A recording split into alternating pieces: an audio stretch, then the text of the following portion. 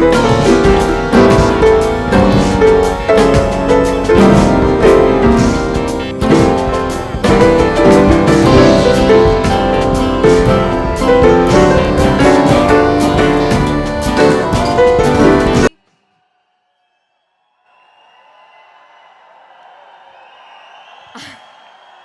such an amazing session from him, I think there's nothing else to think about.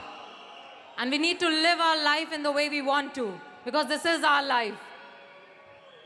Okay, guys, keep standing.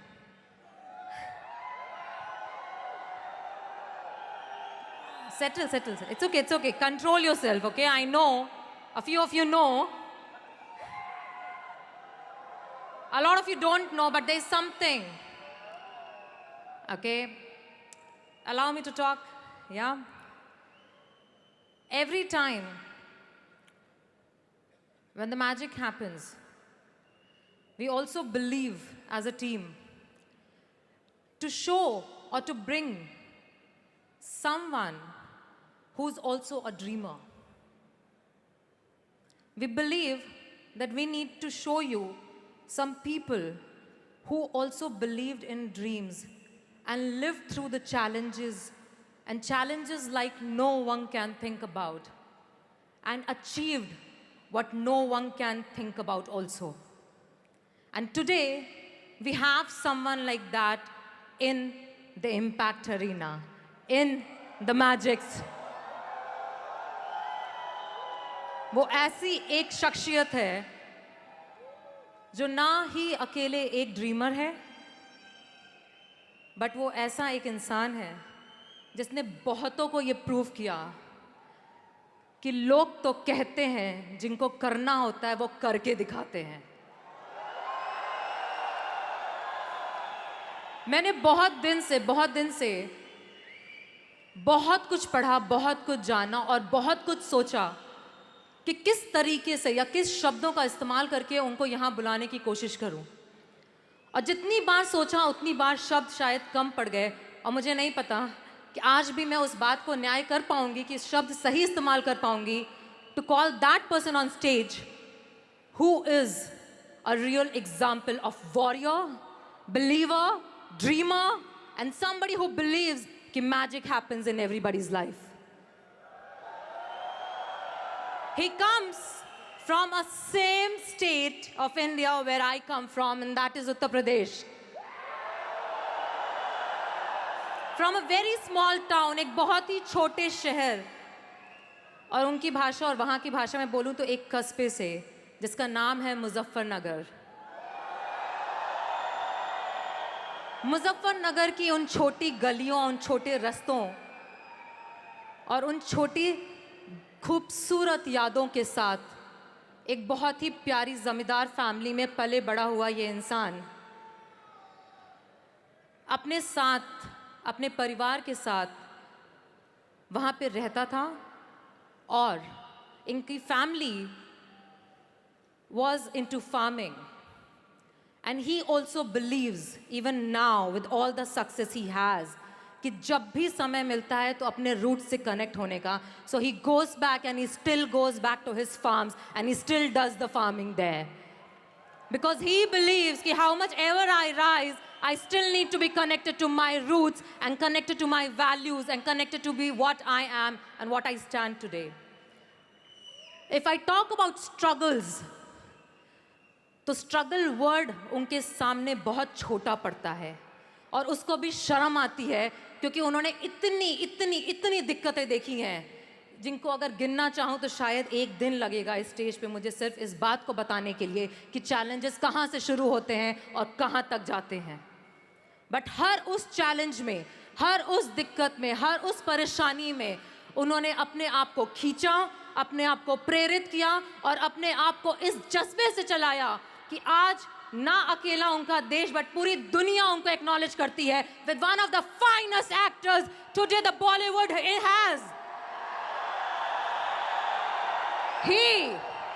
He started his career from theaters, and he still believes that that's the best place to keep working because वहाँ पे जो असली artist होते हैं वो जिंदा होते हैं, वो सीखते हैं, वो पनपते हैं।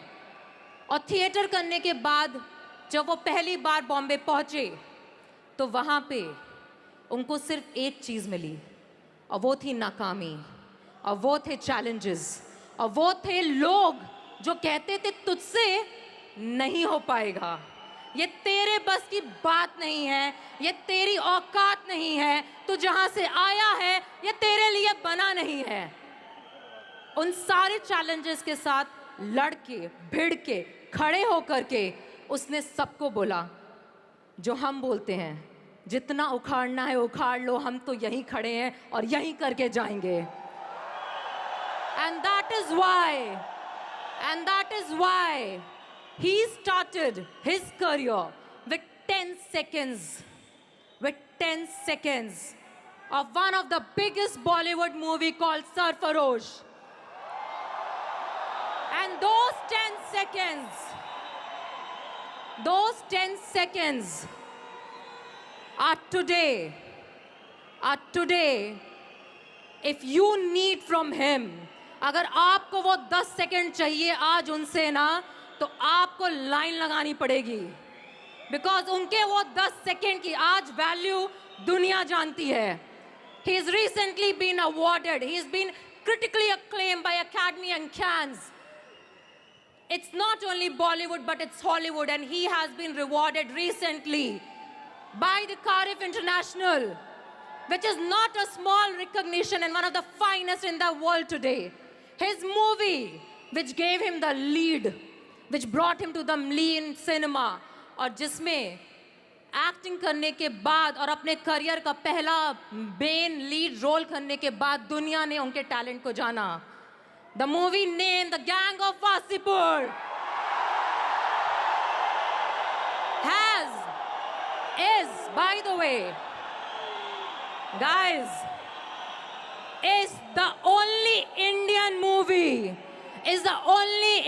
movie to be listed in the Guardian International of the 21st century, the best 100 movies in the world. It's the only Indian movie. And today, if he has come here, तो वो इसलिए नहीं आए हैं क्योंकि वो बहुत ही खूबसूरत कलाकार हैं, बट वो इसलिए आए हैं क्योंकि वो विश्वास करते हैं कि हर उस इंसान में जिसमें सपना देखने की चाहत और प्रेरणा है, उस हर इस इंसान का ये हक है कि वो सक्सेसफुल हो, उसका हक है कि वो अपने सपनों को पूरा करने की चाहत रखे।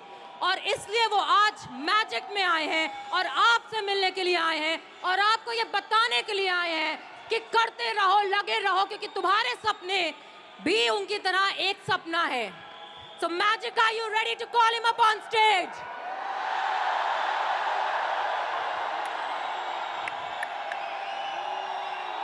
No. I don't think so. Okay, listen. Listen, okay?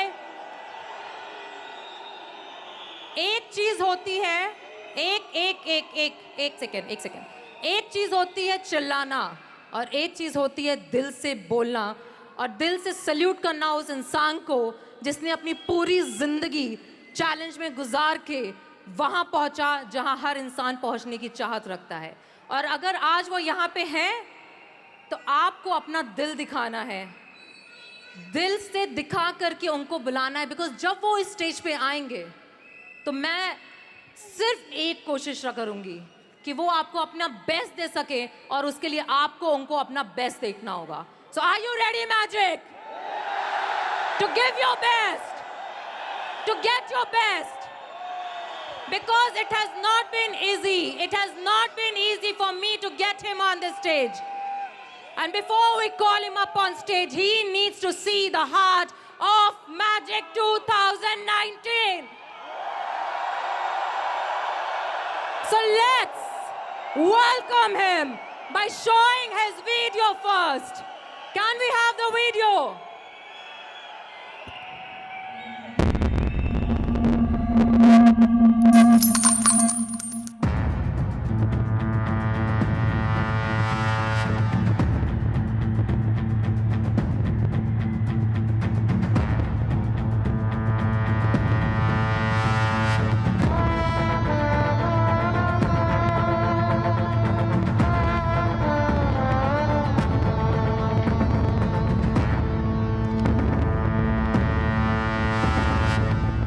कभी कभी लगता है कि अपन ही भगवान है। कभी कभी लगता है कि अपन ही भगवान है। गणेश का तुम रहम है, लाइफ बदलने वाला है तुम्हें। दादा का भाई का सबका बदला लेकर प्रेशर मंटो, जमाना ही ना काबिले बर्दाश्त ना काबिले बर्दाश्त। अभी तो मिले ही हैं। इतनी जल्दी खुशी भी हुई आपको? जो चीज जैसी है उसे वैसे ही पेश क्यों ना किया। शानदार, जबरदस्त, जिंदाबाद।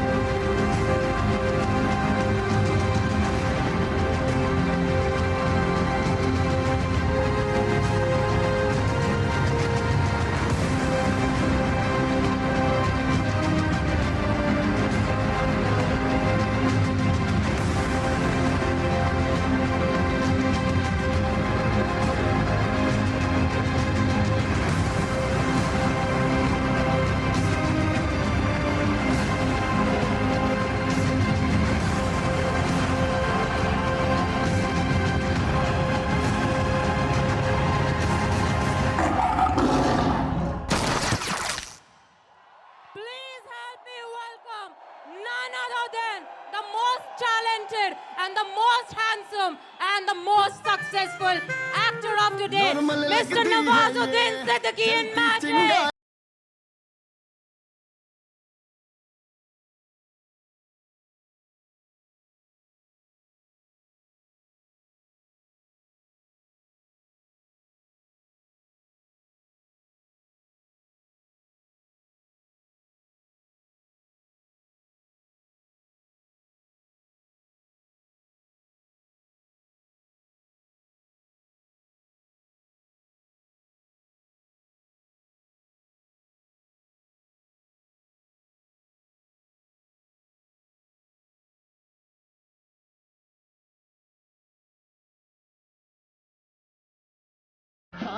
भोली भाली सूरत इसकी दिल समेत मकबूल है।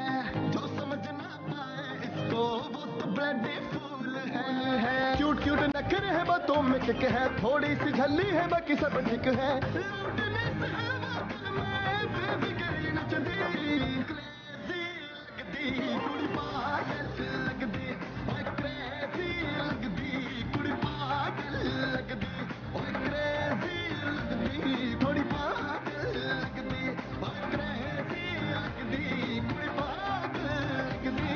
नरम लगदी है, जल्दी चिंगारी है, भूले से ना टच करियो, एटम बम से भारी है।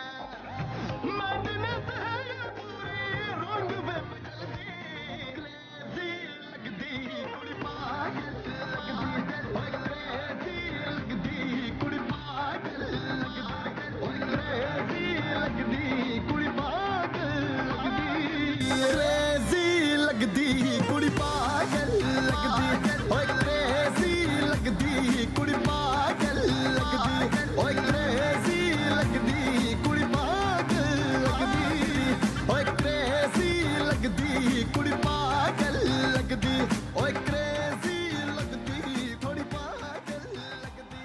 मुझे सच में पहली बार यहाँ आके लग रहा है कि कभी कभी लगता है अपन ही भगवान है। Thank you so much.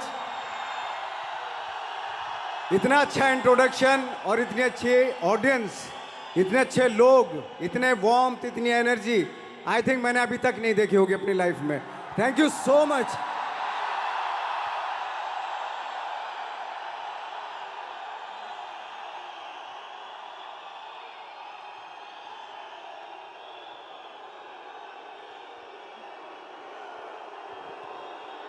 ये इनका प्यार है। आवाज कहाँ से आ रही? ये इनका प्यार है, ये इनका प्यार है। Okay guys, before I request him to talk and start even, I want to show you something. Do you want to see something? Do you want to hear him? हाँ, तो बात करने का मौका तो दोगे ना? Okay, so can we play the video please?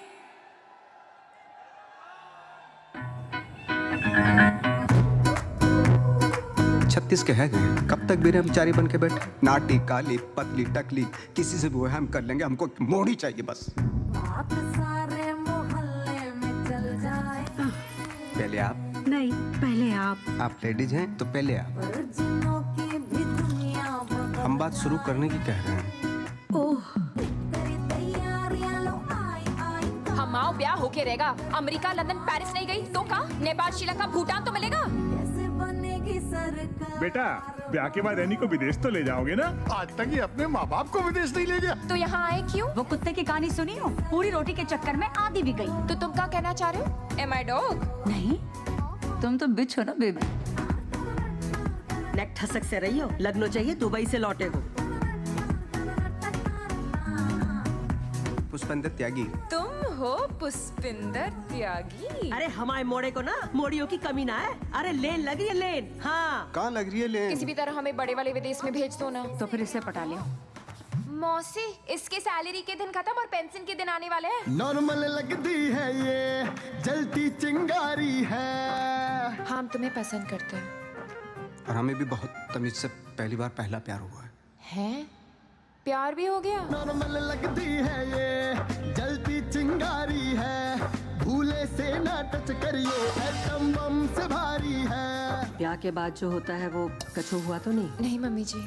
सब कुछ करो, बस वही मत करो। बोलो पहले दुबई चलो। ये क्या सिखा रहे हो मम्मी जी? बिना प्यार के जी सब नहीं हो सकता मौसी, हम नहीं कर पाएंगे। अरे तुम आंख बंद करो और बुर्ज खलीफा के बारे में सोचो, फीलिंग अपने आप आ जाएगी। क्रेजी लगदी कुड़ी पागल लगदी, ओए क्रेजी लगदी कुड़ी पागल लगदी। घर में भाभी जी के आते ही पुष्पेंद्र की नौकरी लग गई। पुष्पिंदर की नौकरी तो पहले से ही दुबई में वो है। तो कब का निकाल दिया गया।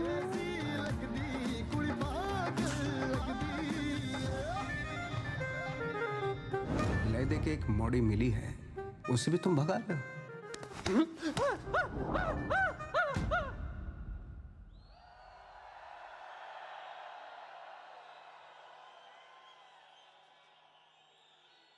So, जितना मुझे पता है कि 15th नवंबर आपकी ये मूवी रिलीज हो रही है और मैंने वो 10 सेकंड का सीन शायद 15 बार देखा होगा।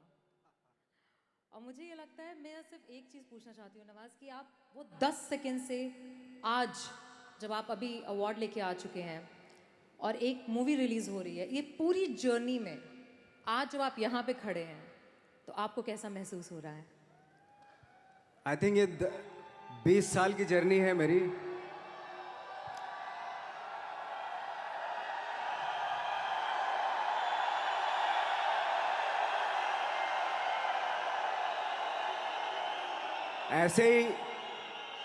ऐसे जब 20 साल पहले मैं खड़ा हुआ था ऐसे किसी ऑफिस में जाके, तो मुझसे पूछा गया था कि क्या है, किसी डायरेक्टर के असिस्टेंट ने पूछा था क्या है, मैंने कहा एक्टर हैं। बोले दिखने से तो लगते नहीं हो एक्टर हो। तो क्या होता था कि इंडस्ट्री में हमेशा ये चलन था कि एक्टर हीरो जो होता है वो 6 फुट का होता है और गोरा होता है और लंबा चौड़ा बल्ले छल्ले होते हैं। मतलब हम तो बस ऐसे ही चले गए थे, ऐसा समझता था वो।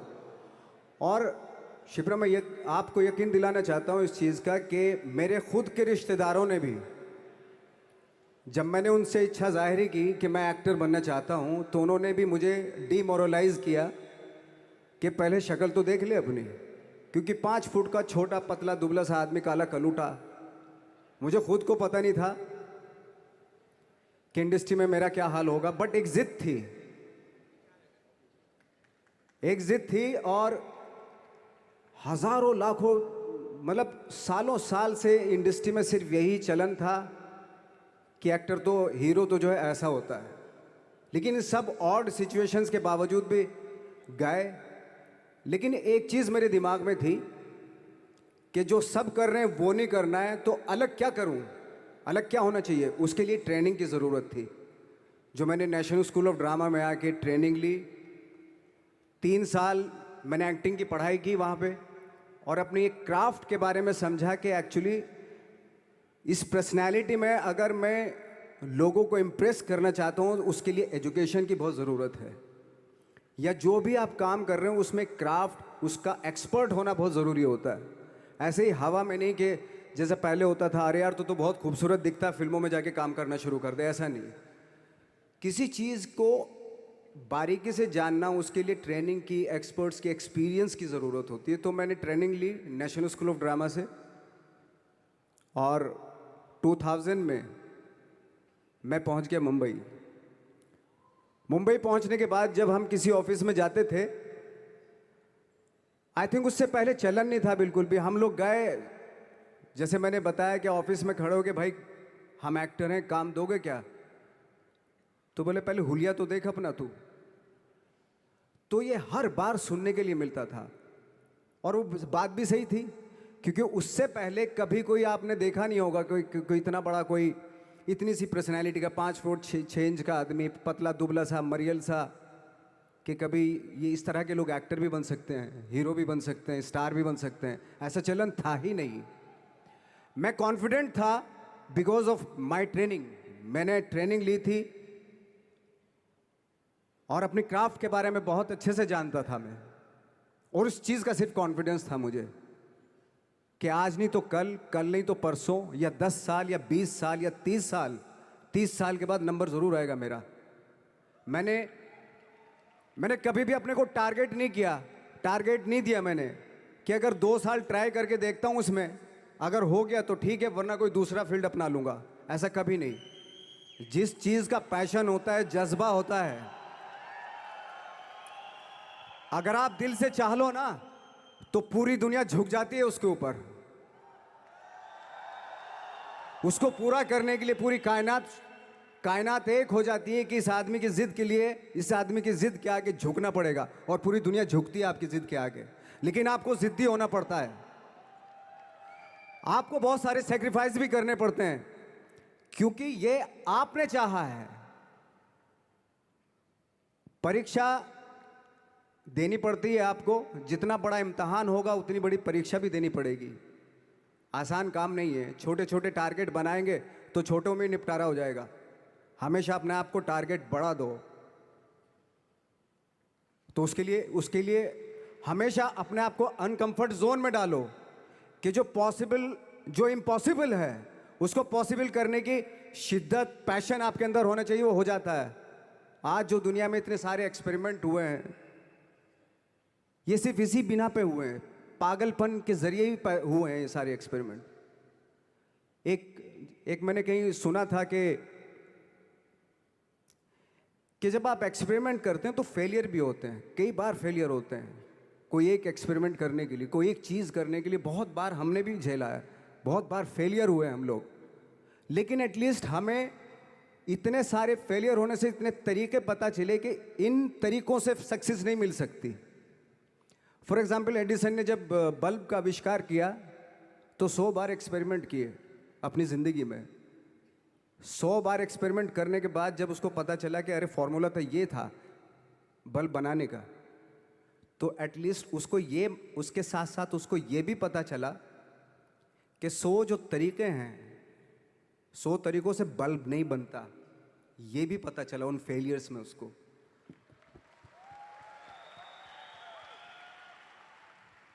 जब हम लोग मुंबई आए तो हमें मालूम था हमारे पास पर्सनैलिटी नहीं है, हमारे पास बैक नहीं है, या हमारे फादर, दादा, परदादा तो फिल्म इंडस्ट्री में है नहीं, हम ही हैं।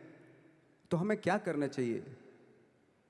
इसलिए लोगों के बीच में घुसे रहते थे, आम लोगों के बीच में घुसे रहते थे, उनका एक्सपीरियंस सुनते थे, उनको ऑब्जर्व करते थे।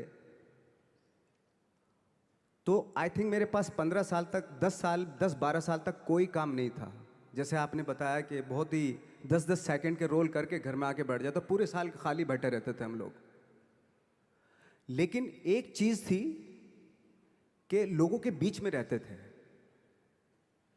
लोगों के बीच में रहने से ये एहसास हुआ हमें कि तरह तरह के लोग हैं, लेकिन हमारी इंडस्ट्री में सिर्फ एक ही तरह की एक्टिंग होती है। हजारों करोड़ों लोग हैं इस दुनिया में, लेकिन एक्टिंग सिर्फ एक ही तरीके से होती है हमारे यहाँ।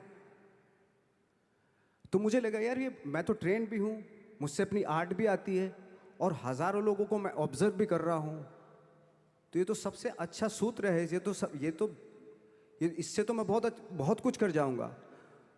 तो जब ये सूत्र पता चला मुझे कि अब मैं ये जो हजारों लोगों को मैंने ऑब्जर्व किया है, अब जब भी मुझे कोई रोल मिलेगा उन्हीं में से वो एक इंसान होगा। उसी में वो बाला साहब ठाकरे होंगे, उसी में मंटो होगा, उसी में गणेश गायतोंडे होगा, उसी में फैजल खान होगा, उसी में माजूमदार साहब होंगे। तो इस तरह के ये कब हुआ? जब हमने लोगों को ऑब्जर्व करना शुरू किया, लोगों के बीच में रहे। मैं 15 साल के बाद जो मेरी लाइफ थी जिसमें खाने तक को नहीं मिलता था, अब फॉर्चुनेट अपने आप को समझने लगा था कि थैंक गॉड कि मुझे ऐसे लोगों के बीच में मुझे रहने का मौका मिला। तो कभी भी आई थिंक मुझे लगता है कि कभी भी जब आप स्ट्रगल कर रहे होते हैं ना, वो एक मौका होता है आपके पास, वो एक चांस होता है आपके पास कि कैसे उसमें आप अपना ऑब्जर्वेशन, एक्सपीरियंस, जब आपको काम मिलेगा वो उसमें लगाएंगे आप। तो मेरी लाइफ बहुत ही, आज जब मैं सोचता हूँ कि यार ये तो बहुत ही अच्छा हुआ, तो जो 15, 10, 12 साल मैंने बिना काम के गुजारे, जो लोगों के बीच में रहा था, मैं आज वो काम आ रहा है मेरे। जहाँ ज़रा सा कोई कैरेक्टर मिलता है तो आदमी इसलिए कनेक्ट करता है उनसे कि उनको लगता है कि यार ये तो मेरे पड़ोस का ही, आसपास का ही ये बंदा है। मैंने देखे हैं इस तरह के लोग। आई थिंक यही हमारी सबसे बड़ी जीत है एज एन एक्टर।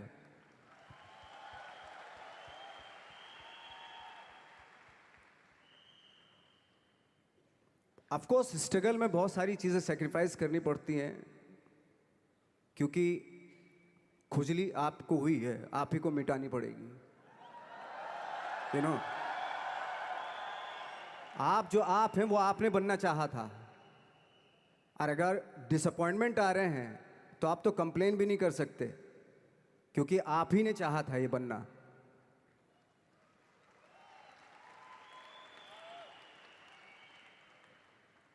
तो बस यही था कि 10-12 साल तक मैंने सोचा था, 10-12 साल जब स्ट्रगल हो गए तो मेरे बहुत ज़्यादा वो भी हुआ कि यार छोड़ के चले जाते हैं, कुछ काम मिल नहीं रहा है, क्या हो रहा है, कुछ पता नहीं, आई डोंट नो मिल पाएगा या नहीं मिल पाएगा। फिर ये होता था कि नहीं, मेरी मदर जो है ना एक लेटर लिखती थी मुझे हमेशा। तब मोबाइल नहीं आए थे, पेजर आए थे, तो पेजर यहाँ पे लगा के चलते थे हम लोग।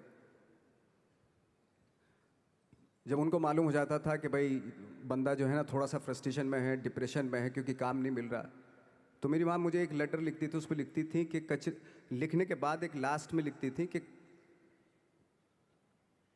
12 साल में कचरे के दिन भी बदलते हैं, तू तो इंसान है, तेरा दिन भी बदलेगा। तो उन सब चीज़ों को देख के कोई एक शेर, कोई एक कोटेशन, कोई इस तरह की जो मोटिवेट करती है, जो लाइन्स आपको, उनका रहना, उन पे बिलीव करना बहुत ज़रूरी होता है, क्योंकि वही चीज़ आपको मोटिवेट करती हैं आगे बढ़ाने के लिए। और जब ख़राब वक्त होता है आपको, वो लाइन्स, वो पोएम्स, वो सारी चीज़ें आपको संबल देती हैं, मजबूती देती हैं, ताकत देती हैं। और मैं जिस गांव से आया था, डिस्ट्रिक्ट मुजफ्फरनगर के एक छोटा सा गांव था बुढ़ाना। जब हमने शुरुआत की थी वहाँ पे, जब मैं था वहाँ पे लाइट भी नहीं थी। 1 घंटे के लिए रात में कभी आ गई, या 1 महीने के बाद हल्का सा मुंह दिखा के चली गई, इस तरह की लाइट इस तरह होती थी। वही लैंप में पढ़ना स्टार्ट किया। लैंप तो छोटे से गांव से आने के बावजूद फिर दिल्ली मतलब छोटा सा, उससे बड़ा शहर भी हमें ऐसा लगता था पता नहीं क्या है, मतलब डर लगता था। मैं जब मुंबई में आया था तो मैं 15 दिन तो घर से बाहर ही नहीं निकला था, क्योंकि इतनी स्पीड देख रहा था मैं कि इतनी स्पीड में तो हम चल ही नहीं पाएंगे, इस शहर के साथ शायद हम कनेक्ट नहीं कर पाएंगे बिल्कुल भी। तो इस तरह के डर थे। लेकिन ऐसी जगह पे आ गए थे कि अब जाना भी मुश्किल था। तो मतलब वापस नहीं जा सकते थे। वापस इसलिए नहीं जा सकते थे कि बहुत सारे डर थे। वापस अगर चले गए तो थिएटर के जो मेरे दोस्त थे वो बोलते, क्यों भाई वापस आ गए तुम भी, जैसे बहुत सारे लोग वापस आ रहे तो तुम भी वापस आ गए, चलो लग जाओ ठीक है। गांव में इसलिए नहीं जाता था अपने कि जो पहले ही बोलते थे वो लोग कि शक्ल तो देख ले, फिर हार के उनके सामने चला गया तो क्या बोलेंगे वो तो वही बोलेंगे कि हमने तो पहले मना किया था कि मत जाओ, क्या सूरज शक्ल थोड़ा ही थी तुम्हारी स्टार बनने की, एक्टर बनने की। तो ये बहुत सारे डर थे जिसकी वजह से मैं अपने ना तो गांव जाता था, ना जहाँ से ट्रेनिंग ली थी दिल्ली से, ना वहाँ जाता था। मैंने जो भी है मरना जीना मुंबई में ही होगा। रही बात सक्सेस की, सक्सेस अगर 30 साल बाद भी मिलेगी उसके लिए भी मतलब तैयार रहना चाहिए। सक्सेस की कोई डेट नहीं होती, कोई तारीख नहीं होती, कोई टारगेट नहीं होता कि इतने ही दिनों में मिल जाएगी। इंसान का काम होता है, आई थिंक मुझे लगता है कि मेरे हिसाब से मुझे लगता है कि लाइफ ना हमेशा अपने आप को लाइफ में पुश करते रहो, और पैशन के साथ जिस भी आप काम में हो, जो भी आप काम कर रहे हैं उसमें पैशन के साथ लगे रहना बहुत ज़रूरी होता है। क्योंकि पैशन से क्या होता है, जिस भी आप फील्ड में होते हैं उसकी डिटेलिंग्स मिलनी शुरू होती है। जैसे जब आप समंदर में देखते हैं, समंदर की जब गोता मारते हैं नीचे जाते हैं तो आपको एक धीरे धीरे बहुत कुछ दिखाई देना शुरू। ऐसी आपका भी फील्ड है, कोई भी हर फील्ड ऐसा ही होता है, उसमें असीम संभावनाएं होती हैं, इतनी पॉसिबिलिटीज होती हैं कि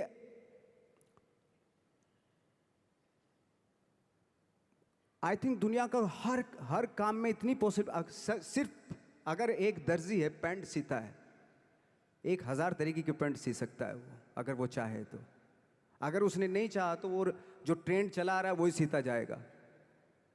लेकिन अगर उसने चाह लिया कि मैं ऐसा कुछ करता हूँ तो 1000 तरीके की पैंट उसी में 1000 तरीके की सी देगा वो पैंट। ऐसे हर फील्ड में पॉसिबिलिटीज़ बहुत होती हैं और एक परफेक्शन होता है। फॉर एग्जांपल जैसे हम लोगों ने ट्रेनिंग इसलिए ली कि परफेक्शन आ जाए अपने काम में। जैसे एक मैंने एग्जांपल सुना था कि ये छोटी छोटी चीज़ें जो मैं बता रहा हूँ, ये चूँकि मैंने बचपन में सुनी थी, उन पे उन्हीं को अपनी लाइफ बना के आगे बढ़ा तो आज यहाँ पे हूँ। इसलिए वो छोटी छोटी चीज़ें बहुत काम आती हैं, उनको सुनना बहुत ज़रूरी होता है इंसान के लिए। बताते हैं कि एक बहुत बड़े पता नहीं ये सच है झूठ है मुझे नहीं इतना ज़्यादा नहीं मालूम, बट कोई बहुत बड़े इंसान हुए, लेकिन वो पहले मोची थे, जूता सीते थे। लेकिन जूता जहाँ से सीते थे ना वहाँ से कभी फटता नहीं था वो, भले दूसरी जगह से फट जाए लेकिन वहाँ से नहीं फटता था, क्योंकि उसका पैशन था जूता सीना। काम भले वो है वो, लेकिन उस काम में भी उनका पैशन है। तो इसी वजह से वो इतने पॉपुलर होते चले गए कि यार जूता फट गया लेकिन सिलवाना वहीं जाके है, क्योंकि वहाँ अगर उन्होंने सी दिया वहाँ पे ज़िंदगी भर वहाँ से जूता नहीं फटेगा। तो छोटी छोटी चीज़ों में ये जो परफेक्शन, पैशन, ये सारी चीज़ें होती हैं जो आपका आगे बढ़ाती हैं, बहुत आगे ले जाती हैं। लेकिन उसके वही है,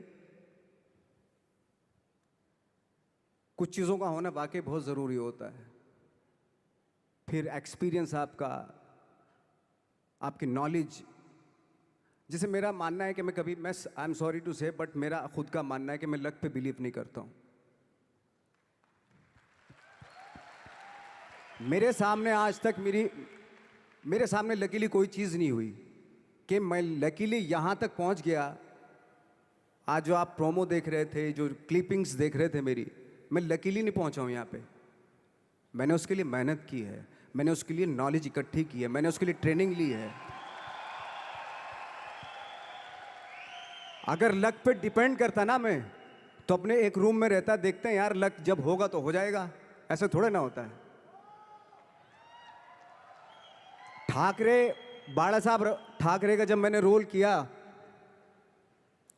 तो वो लकीली नहीं हो गया। उसके लिए 1 महीना में पहले हारमोनियम पे बैठा मैं कि बाला साहब कहाँ से बोलते हैं, उनका सुर क्या है, उनका टेक्सचर क्या है, उनकी वॉइस का, उनकी वॉक कैसे है, वो चलते कैसे हैं, उनका वेट किस चीज़ पर ज़्यादा डिपेंड करता है। हर आदमी का जो वेट होता है, किसी का थाइस पे होता है, किसी का फुट पे होता है, किसी का बट पे होता है वेट, किसी का कमर पे होता है। हर आदमी का एक वेट शिफ्ट करने का एक अलग तरीका होता है। तो हम लोग इतनी डिटेल में जाते थे कि बाड़ा साहब किन चीज़ों पे वेट कर रख के चलते हैं, ऐसे चलते हैं, कोई या तो ऐसे चलते हैं या ऐसे चलते हैं, ये इस तरह की बहुत सारी डिटेल होती हैं। जब आप जाते हैं तो बहुत सारी चीज़ें पता चलते हैं। मेरे सामने इतने चैलेंज थे जब मैं बाड़ा साहब का रोल कर रहा था, तो वो मिमिक्री भी नहीं होनी चाहिए, कॉपी भी ना हो। जैसे अमूमन अक्सर होता है जब हमारे यहाँ बायोग्राफी की जाती है तो हम कॉपी कर देते हैं उसकी। कॉपी करना मतलब अगर हम किसी की कॉपी कर रहे हैं या मिमिक्री कर रहे हैं तो वो वीकनेस समझी जाती है कि आप वीक एक्टर हो। और ये बात मुझे बहुत पहले समझ में आ गई थी जब मैं ट्रेनिंग ले रहा था। मैं ट्रेनिंग के फ़ायदे बता रहा हूँ आपको। जब मैं ट्रेनिंग ले रहा था ये हमें तभी समझ में आ गया था। और प्रिपरेशन के वक्त, बाला साहब की प्रिपरेशन के टाइम पे, कि मैंने कि इसकी मिमिक्री नहीं होनी, बाला साहब की मिमिक्री नहीं होनी चाहिए, ना कॉपी होनी चाहिए, और लगना भी चाहिए कि बाला साहब ठाकरे हैं।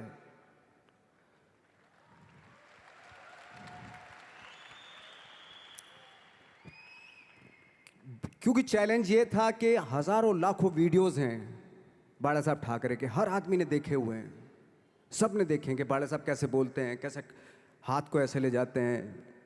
एक बार ये हुआ था कि मैं जब इसकी शूटिंग कर रहा था, ठाकरे मूवी की शूटिंग कर रहा था मैं, तो उद्धव साहब ठाकरे जो है वहाँ पे आ गए थे, वैनिटी में बैठे थे मेरे सामने। तो मेरा हाथ ऐसे था, इट्स लाइक दैट। तो बोले आपने हाथ ये ऐसे क्यों रखा हुआ है? मैंने उनका हमेशा ऐसे ही रहता था हाथ। तो और यही वो क्या होता था, वो सिगार पीते थे, और सिगार ऐसे पिया जाता है कुछ ऐसे, और इसलिए उनका हाथ हमेशा नॉर्मली भी रहता था तो ऐसे रहता था। और यहीं से जब स्पीच देते थे यहीं से ये जाता था, जो उनका सिग्नेचर वो जेस्चर था। तो वो शॉक्ड हो गए कि इतनी डिटेलिंग आपने ली है। तो जब फिल्म देखी उन्होंने, तो फिल्म देखने के बाद उनको रियलाइज़ हुआ कि वाकई बहुत स्टडी की है नवाज़ ने उनके बाला साहब के ऊपर। तो मुझे खुशी हुई थी कि थैंक गॉड कि ये सारा किस लिए हो रहा है, पैशन की वजह से हो रहा है। एक पैशन है, उसके बाद आपका एक्सपीरियंस है, आपकी नॉलेज है, आपकी ट्रेनिंग है, उससे ये सारी चीज़ें निकलती हैं। लाइक मंटो, ये जितने भी कैरेक्टर्स हुए वो सब हवा में नहीं हुए या लकीली नहीं हो गए। उनके लिए बाकायदा बहुत छोटी छोटी मेहनत की, छोटी छोटी डिटेल इकट्ठी की गई, स्कोर बनाया उसका, उन डिटेल्स का, तब जाके वो कैरेक्टर जो आप देखते हैं वो एक अलग इंसान दिखता है। वो मैंने कभी भी हीरोइज्म या इन सब चीज़ों पे बिलीव नहीं किया। जब आज मुझे बोलते हैं कि तुम तो स्टार हो, मैं सच आज भी मुझे यकीन नहीं होता कि मैं स्टार हूँ। मुझे लगता है कि मैं एक्टर ही हूँ, और मैं आज भी ढूंढने की कोशिश कर रहा हूँ, नई नई डिटेल्स ढूंढने की कोशिश कर रहा हूँ कैरेक्टर्स की। स्टार्स का क्या होता है कि जब स्टार होता है एक जैसा होता है और 30-40 साल तक एक जैसा करता चला जाता है। वो मुझे वो नहीं बनना। अगर मैं ये करूँ तो शायद दूसरे दिन ही बोर हो जाऊँगा मैं। मुझे हर रोज़ नए कैरेक्टर ढूंढने हैं।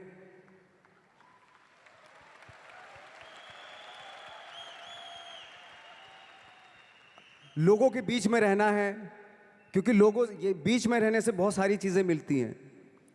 मैंने एक रोल किया था लंच बॉक्स में, पता नहीं कितने लोगों ने देखी वो फिल्म, मुझे नहीं मालूम।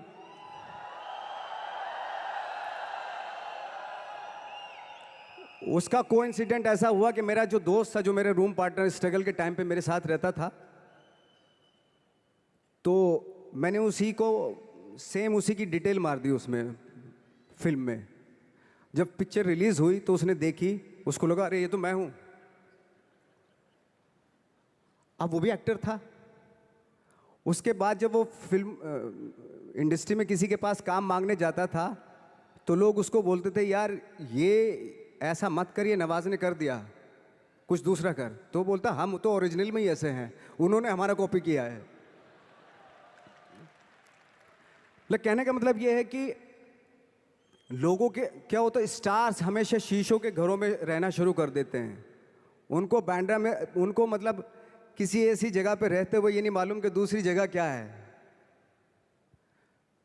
अगर आप चाहते हैं रोज हर फिल्म में एक नई पर्सनैलिटी क्रिएट करें तो लोगों के बीच में रहना पड़ेगा आपको। भले थोड़ी परेशानियां होती हैं बट रहना पड़ेगा उनके बीच में। मेरा तो ऐसा मानना है।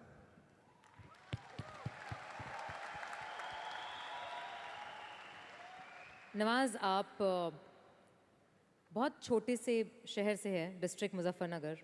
यहाँ पे बहुत सारे लोग ऐसे बैठे हैं जो बहुत सारी सिटीज़ से हैं actually, major cities like Delhi, Bangalore, Hyderabad, Pune, Chennai, Nepal. और इन सब चीज़ों के बीच में बड़े शहरों की बहुत सारी फैसिलिटीज़ हैं, बहुत सारे आराम हैं। जबकि आपके शहर या जिस शहर से मैं हूँ, जहाँ पे एजुकेशन भी नहीं मिलती है, जहाँ पे खाना पीना, जैसे आपने बोला बिजली, कोई भरोसा नहीं होता कब आएगी, जाना तो नॉर्मल है। हाँ, तो वहाँ पे उस छोटे से शहर में रह के एक परिवार में जहाँ पे कभी किसी ने एक्टिंग के बारे में दूर दूर तक नहीं सोचा था, और आप 8 भाई बहन हैं, सबके साथ रह के परिवार में परिवार का चीज़ करने की जगह एक अलग से ये जो थॉट आया था अलग से कि मैं एक्टिंग करूँगा, और वो भी काफ़ी दिन बाद जब आपने जॉब भी कर ली उसके बाद, तो जब वो थॉट आया तो परिवार ने आपको सपोर्ट किया। और अगर रिश्तेदारों ने, जैसे आपने बोला कि कहा, तो आपके दिमाग में उस समय क्या चलता था? मेरे दिमाग में ये तो नहीं आया था कि मुझे एक्टर बनना है, बट इतना ज़रूर था कि कुछ तो नया करना है। क्या करूँगा मुझे नहीं आइडिया था। जो सब लोग करते हैं जो वो नहीं, कुछ अलग करना है मुझे। लेकिन मुझे ये नहीं मालूम था कि मुझे एक्टिंग करनी है। और इसीलिए मुझे लगता है आज जब मैं सोचता हूँ कि अगर मैं किसी भी फील्ड में होता, एक्टिंग के अलावा किसी भी फील्ड में होता, तो मैं एक्सपेरिमेंटल ज़रूर होता।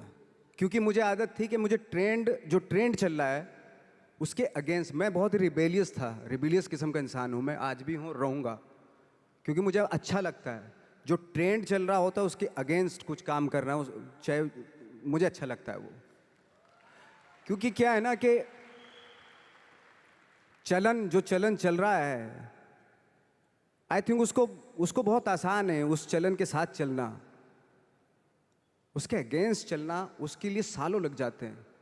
बीच बीच में आपको ये भी लगता है कि यार शायद पॉसिबल नहीं है, लेकिन जब पॉसिबल होता है ना तो तब बड़ा अच्छा लगता है। तब ये जैसे आज मुझे फील हो रहा है ना, तब ऐसा लगता है।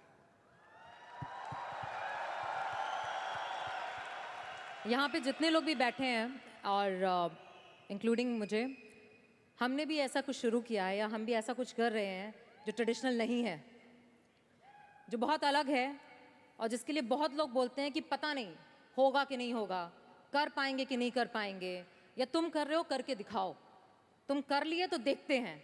और लोग जगह जगह समय समय पर हर समय हर किसी को, यहाँ पे जितने लोग भी बैठे हैं उनको कहते हैं कि तुमसे तो हो नहीं पाएगा, और हो गया तो राम जाने। तो जब हमें ये कैसे हुआ, ये कैसे हुआ, फिर पूछते हैं कैसे हुआ, हाँ ये कैसे हुआ फिर भी सुन लेंगे, बट साथ में अगर आगे करने को करो ना तो हिम्मत नहीं होगी। तो आपने जब शुरू किया और आपने जब करना शुरू किया, और आज आपकी वो दोस्त जिन्होंने आपको बोला या जो रिश्तेदार आपको बोलते थे कि तुझसे नहीं हो पाएगा, वो आज क्या कहते हैं? देखो ये है कि जैसे मैंने बताया कि मुझे कदम कदम पे ये बोला गया, जैसे रिश्तेदार मेरे सबसे पहले तो रिलेटिव्स ही बोलते हैं आपके, बोले भाई ये जो करने जा रहा है तू, ये तेरे बस का नहीं है, तू देख ले अपना, बस का नहीं है ये। और जब हो जाता है तो ऑफकोर्स यही कि हमने तो बोला था, अब पता नहीं कब बोला था, मुझे भी नहीं पता कब बोला था उसने ये, कि हमने तो बोला था हो जाएगा। एक किस्सा मुझे याद है कि जब मेरा एक मैगजीन आती है GQ, जीक्यू की मैगज़ीन पे जब मेरा 2012 में मेरा छपा, तो मुझे एक बहुत बड़ी मॉडल थी मुंबई की, तो उन्होंने बुलाए, दोस्त थी, काफ़ी सालों के बाद, 3-4 साल के बाद मिलना हो रहा था। तब मैं 3 साल पहले स्ट्रगल ही कर रहा था ऑलमोस्ट, लेकिन जैसे जीक्यू में आया मेरा मैगज़ीन में, तो वो शॉक्ड हो गई।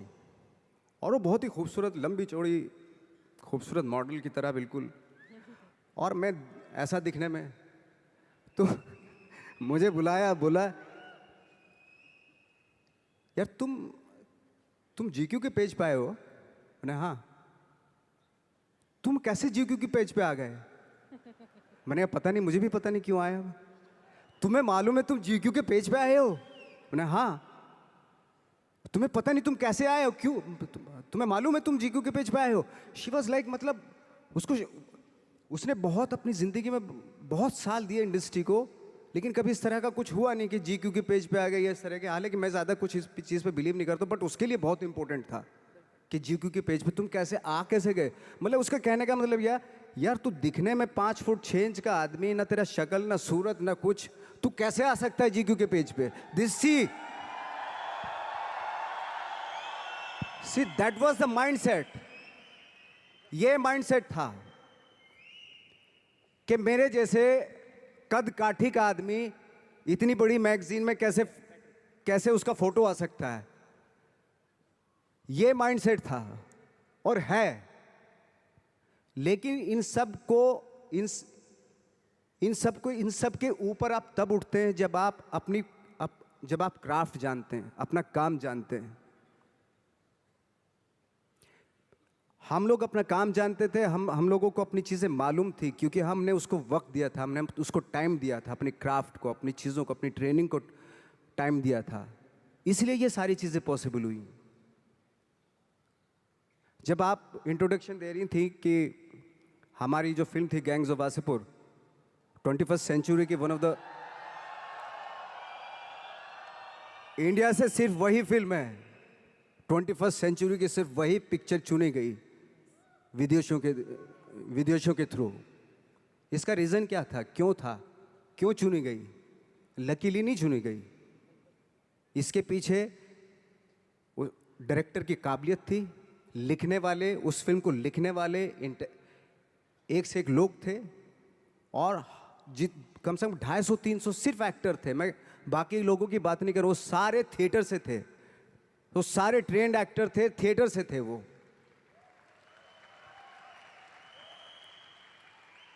आज जब हम लोग फिल्में लेके जाते हैं इंटरनेशनल फिल्म फेस्टिवल्स में, वो चलती हैं, उनको अप्रिशिएट किया जाता है, तो हमें खुशी इस बात की होती है कि थैंक गॉड कि उन फिल्मों को रिप्रेजेंट कौन कर रहा है? वो लोग जिनके पीछे जो वाकई जिनकी स्पेशलिटी अपने क्राफ्ट में है, जो पढ़ लिख के आए हैं, जो थिंकर हैं। सिनेमा ज़रूर कर रहे हैं, डायरेक्टर ज़रूर हैं, एक्टर ज़रूर हैं वो, लेकिन उसके पीछे उनकी बहुत बड़ी ट्रेनिंग है, बहुत बड़ा एक्सपीरियंस है। वो ये लालच छोड़ के बॉक्स ऑफिस पे हिट होगी या नहीं होगी, ये इस फिल्म में इसको प्रोजेक्ट बना लो, एक हीरोइन ले लो, एक हीरो ले लो, और 5 गाने डाल दो, और प्यार मोहब्बत दिखा दो। वो तो ठीक है, वो भी एक तरह का सिनेमा, बहुत लोग पसंद करते हैं उसको भी। लेकिन एक ये भी सिनेमा है, ये भी सरवाइव करता है, ऐसी बात नहीं। ठीक है, थोड़ी दिक्कतें आती हैं उस सिनेमा को, लेकिन एंड ऑफ द डे जब इंटरनेशनल प्लेटफॉर्म पे कोई भी फिल्म जब आप बोलते हो, वो ऐसी ही होती है, जैसे चाहे वो लंच बॉक्स हो, चाहे वो गैंग्स ऑफ वासेपुर हो, या पुराने टाइम में जो सत्यजीत रे की फिल्में हो, पूरी दुनिया जानती है। रे साहब की फिल्में पूरे वर्ल्ड में जानते हैं लोग। तो आज ठीक है, आज के युग में आज के टाइम में आप उन सिनेमा को थोड़ा, अरे ये तो कोई ख़ास नहीं, कुछ नहीं है, बट वर्ल्ड में इसी सिनेमा से जाने जाते हैं। अगर चाहे वो रे हो, ऋतिक घटक हो, चाहे वो गरम हवा, उस तरह की फिल्में जो होती थी, या चाहे नसीरुद्दीन शाह, ओमपुरी हो, पंकज कपूर हो, तो इस तरह के एक्टर्स ने आके एक अलग धारा बनाई थी। अगर बहुत लोग सुपरस्टार से प्रभावित होकर बम्बई आ रहे थे, तो बहुत सारे लोग, हम जैसे लोग एक्टरों से इंस्पायर होकर भी आ रहे थे। ऐसी बात नहीं है।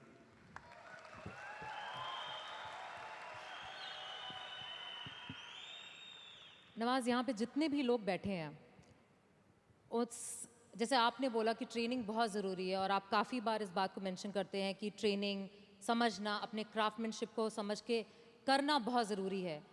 हमारे अंदर भी एक कल्चर है जिसमें हम कहते हैं कि साथ में बैठना, रहना, जैसे आपने बोला साथ में रहना बहुत ज़रूरी है, तो हम हमेशा कहते हैं एसोसिएशन में रहना ज़रूरी है। अच्छी तालीम पाने की तरह हम कहते हैं कि अपने बिजनेस को समझना, उसके अच्छे और उसकी बुराइयों को जानना बहुत ज़रूरी है। और शायद आज ये मैजिक ट्रेनिंग में आपको इसलिए बुलाया है बिकॉज इनको भी यही ट्रेनिंग दी जा रही है कि विश्वास करो अपने सपने पे, लगे रहो, दिक्कतें आएंगी, बट समझो और समझ के जब करोगे तो एंड में सक्सेस ज़रूर मिलेगी। इस पूरी जर्नी में आपके, जब आपको कभी भी ऐसा फील नहीं हुआ कि बहुत हो गया, सफलता नहीं मिल रही है, लोग आगे पीछे, शायद कोई आगे बढ़ रहा था, जैसे आपने बताया कि आप पहले ऐसे माहौल में रहते थे जहाँ पे लोगों को एक्टिंग के लिए मिल जाते थे और आपको नहीं मिल रहा था, तो कभी छोड़ने का दिल नहीं किया आपको कि छोड़ देता हूँ, कुछ और कर लेता हूँ? और लोगों ने बोला होगा ज़रूर, छोड़ दो, कुछ और कर लो, क्योंकि यहाँ पे बैठे हुए बहुत सारे लोगों को ये बोला जाता है कि बहुत आसान है छोड़ना, छोड़ दो, नौकरी तो है, करते रहो, बिजनेस क्यों करना है? इसके लिए आप क्या कहना चाहेंगे? आई थिंक सबसे आसान काम है, जैसे आपने बताया, नौकरी करना तो सबसे आसान काम है, लेकिन खुद से क्रिएट करना कोई चीज़, वो वाकई बहुत डिफिकल्ट है।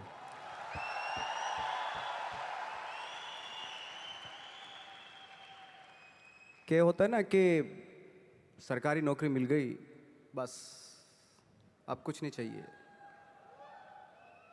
पूरी ज़िंदगी गुजार देते हैं, क्योंकि मिलता रहेगा, वो सो हटाएंगे तो नहीं, आपको मिलता रहेगा, सरकारी पैसा आता रहेगा आपके पास। लेकिन खुद से जब करते हैं ना, तो उसको करते हुए बहुत दिक्कतें आए, डेफिनेटली बहुत दिक्कतें आएंगी, क्योंकि खुद का कुछ क्रिएट कर रहे हैं आप, और क्रिएशन में हमेशा प्रॉब्लम आती है, वो आसानी से नहीं हो जाता, कोई भी क्रिएट चीज़ आसानी से नहीं हो जाती। आपके आसपास मुझे लगता है कि मोटिवेट करने वाले लोग होने चाहिए, आपके दोस्त ऐसे होने चाहिए जो आपको मोटिवेट करें, आपकी बातें सुने, ऐसे लोगों के बीच में रहिए जो आपको हर वक्त आपकी बातें सुने, आप चाह क्या रहे हो, क्या सोचते हो आप, उसकी रिस्पेक्ट करें।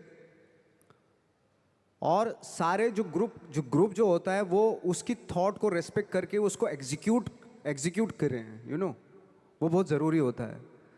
तो आई थिंक जैसे हमारे यहाँ भी होता है कि बहुत सारे टैलेंटेड एक्टर होते थे, जब हम दिल्ली से मुंबई की तरफ आते हैं तो बहुत सारे जत्था का जत्था 15-20 एक्टर्स आते थे, तो बीच बीच में गायब होने लगते थे वो, पता नहीं कहाँ, कोई कहीं चला गया, कोई कहीं चला गया, किसी ने छोड़ दिया, किसी ने दुकान कर ली, है ना, किसी ने कुछ कर लिया, ऐसे चले जाते थे। मैंने कहा वो एक्टर कहाँ गया, वो तो चला गया, क्यों?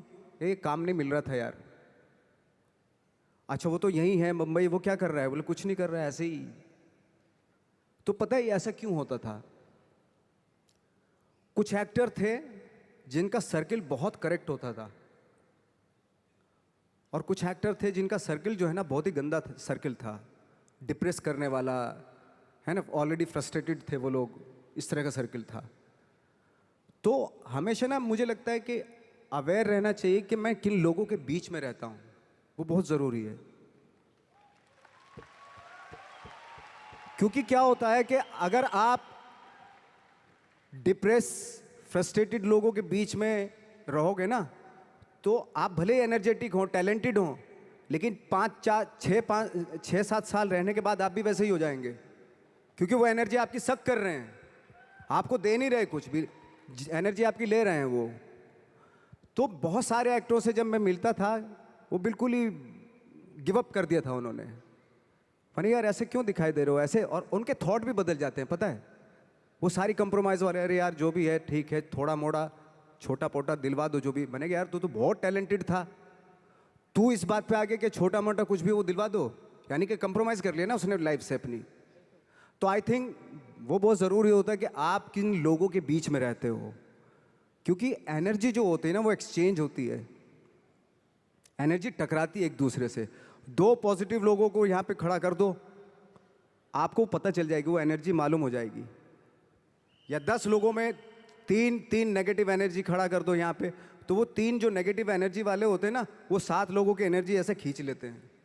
ये है, फैक्ट है ये बात। एनर्जी तो सर्वाइव करती है ना, ट्रेवल करती है एनर्जी।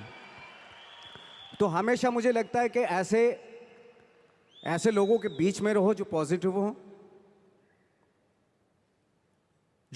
हो, जिनके थॉट बहुत अच्छे हों, जो नया कुछ करने की सोच में हमेशा रहते हों, जो कुछ क्रिएट करने की धुन में रहते हों। तो इस तरह के लोगों के बीच में रह के अगर रहते हैं आप, तो 3-4 साल भी आप 3-4 साल बाद भी आप भी वैसे ही हो जाते हैं।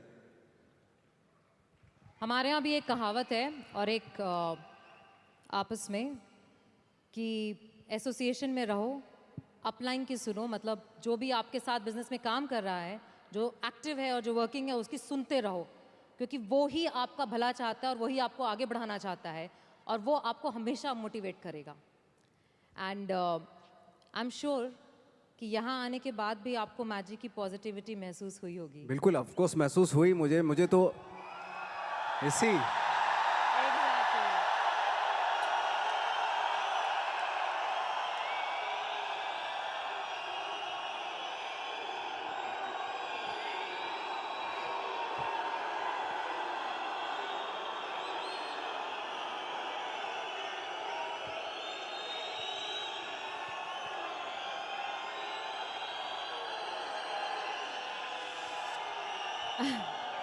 एक और सवाल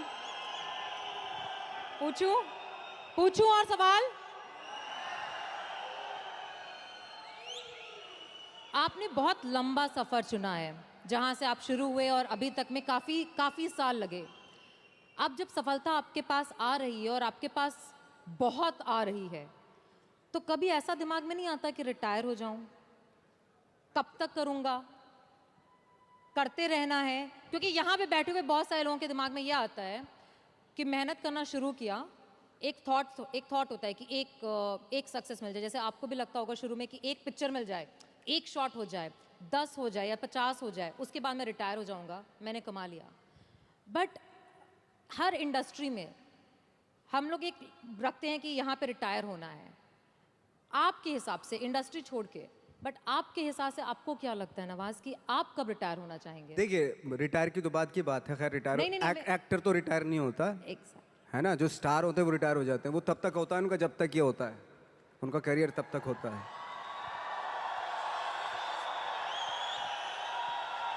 लेकिन इसमें और इसमें फर्क होता है, बिल्कुल, है ना। तो जैसे मैं एक बात कहने वाला था, एक बात कह रहा था कि सिद्धि और प्रसिद्धि में फर्क है। प्रसिद्ध तो, सक्सेसफुल तो कोई भी हो जाएगा। एक इंसान कपड़े उतार के बाजार में घूमने लगे, प्रसिद्ध हो जाएगा 1 मिनट में। ठीक है, आजकल तो इंटरनेट का जमाना है, थोड़ा मोबाइल से खींच लिया, डाल दिया, हो गया। अरे नंगा घूम रहा था बंदा बाजार में, कौन है, अच्छा ये नाम है, अच्छा, हा, है, हो गया प्रसिद्ध। तो हमारे एक टीचर थे, वो हमेशा बताते थे प्रसिद्धि और सिद्धि में कितना फर्क है। पहले प्रसिद्धि लिखते थे और नीचे सिद्धि लिखते थे। प्रसिद्धि का प्र हटा दो, सिद्धि होता है। तो सिद्धि जो होती है प्रसिद्धि के भी ऊपर होती है। सिद्धि प्राप्त करना बहुत जरूरी होता है, सिद्धि प्राप्त करना बहुत मुश्किल है, प्रसिद्ध होना बहुत आसान है। हम यहाँ पे फ्रेंकली स्पीकिंग, मैं मुंबई में प्रसिद्ध होने के लिए नहीं आया था। मुझे इस फील्ड में सिद्धि प्राप्त करनी थी, इसलिए आया था मैं।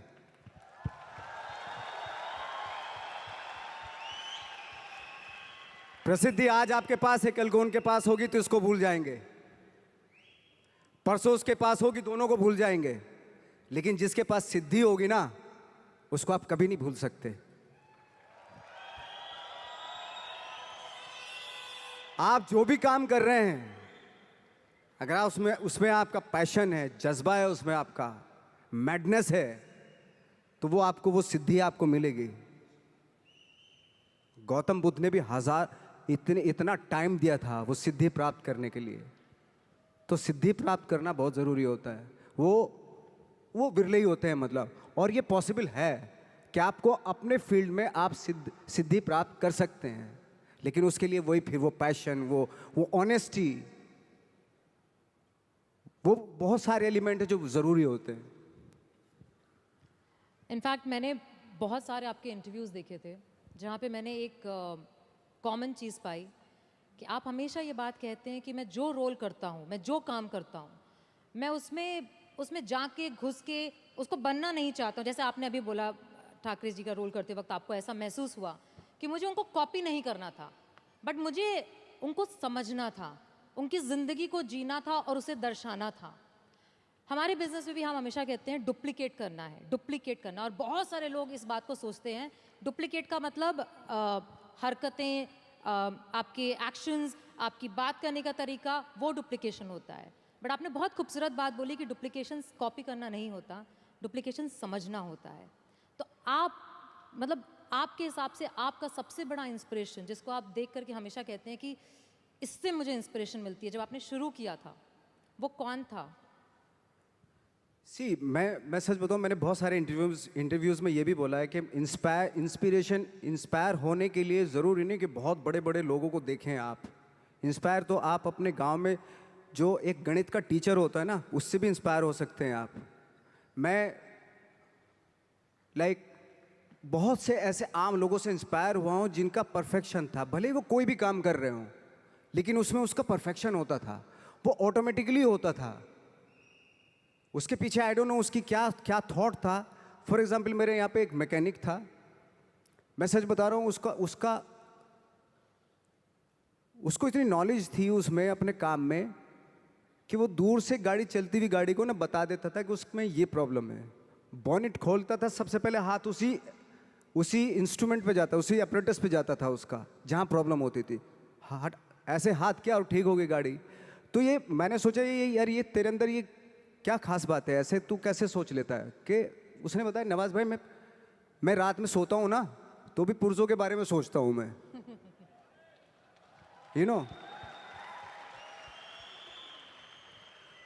तो ज़रूरी नहीं है कि आप इंस्पायर जो है वो बहुत बड़े बड़े लोगों से ही हों। छोटे छोटे अगर आप गौर से देखेंगे ना, आपके आसपास ही बहुत सारे लोग ऐसे रहते हैं जो अपने काम में परफेक्ट होते हैं, परफेक्शन होता है उनके अपने काम में। ज़रूरत है आपको अपना दिमाग खोलने की। सब कुछ यहीं पड़ा हुआ है, आप ही को क्रिएट करना है। मटेरियल्स यहीं, कंपोनेंट्स यहीं पे पड़े हुए हैं। कहीं जाके दूसरे शहर से, दूसरी कंट्री से नहीं लेके आना है, यहीं पड़े हुए हैं, आपके आसपास ही बिखरे हुए हैं। ये आपकी अवेयरनेस पे डिपेंड करता है कि जो आपके पास पड़ी हुई चीज़ें हैं उनसे आप क्या क्रिएट करते हो, या आपको डिस्कवर करना है। एक्चुअली मुझे ऐसा लगता है।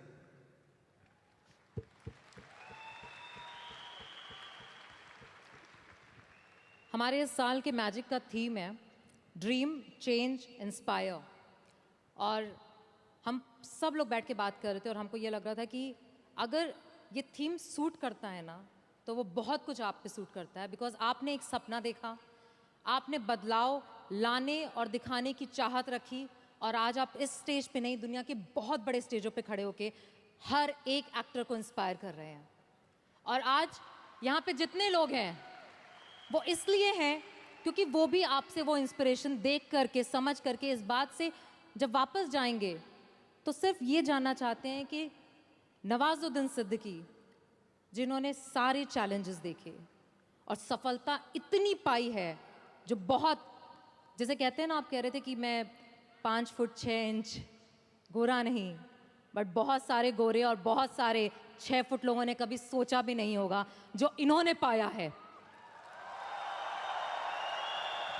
एंड तो ऐसे बहुत सारे यहाँ पे बैठे हैं जिन्हें अपने ऊपर डाउट है, जिन्हें ऐसा लगता है कि मैं कर पाऊंगा क्या, जिन्हें ऐसा लगता है कि शायद मुझ में अब उस बात की एबिलिटी नहीं है, या मुझ में कुछ है नहीं, मैं कम हूँ। और हम जब स्टेज पे आते हैं तो हमें देख करके लोगों को ऐसा लगता है, आपको देख के आज लोगों को ऐसा लगता है कि इसने तो कर लिया, मैं नहीं कर पाऊंगा। तो ऐसे लोगों को आप क्या कहना चाहेंगे? सी उसने वो कर लिया जो उसको करना था, है ना? आपको वो करना है जो आपको करना है। अगर आप ये सोचेंगे कि उसने जो उसको करना था उसने कर लिया, अब मैं क्या करूं, तो फिर तो आप कुछ नहीं कर पाएंगे, क्योंकि आप तो फॉलो उसी को कर रहे हो। आपको खुद की अपनी आवाज़ सुननी पड़ेगी एक्चुअली। मैं क्या करना चाहता हूँ इस मामले में बहुत ही इंडिविजुअल होना पड़ेगा, बहुत ही प्राइवेट होना पड़ेगा आपको, कि मैं क्या करना चाहता हूँ, मेरे क्या थॉट हैं, मेरे क्या ड्रीम्स हैं। पहले तो सपने देखने पड़ेंगे आपको, और सपने में भी कंजूसी नहीं करनी चाहिए।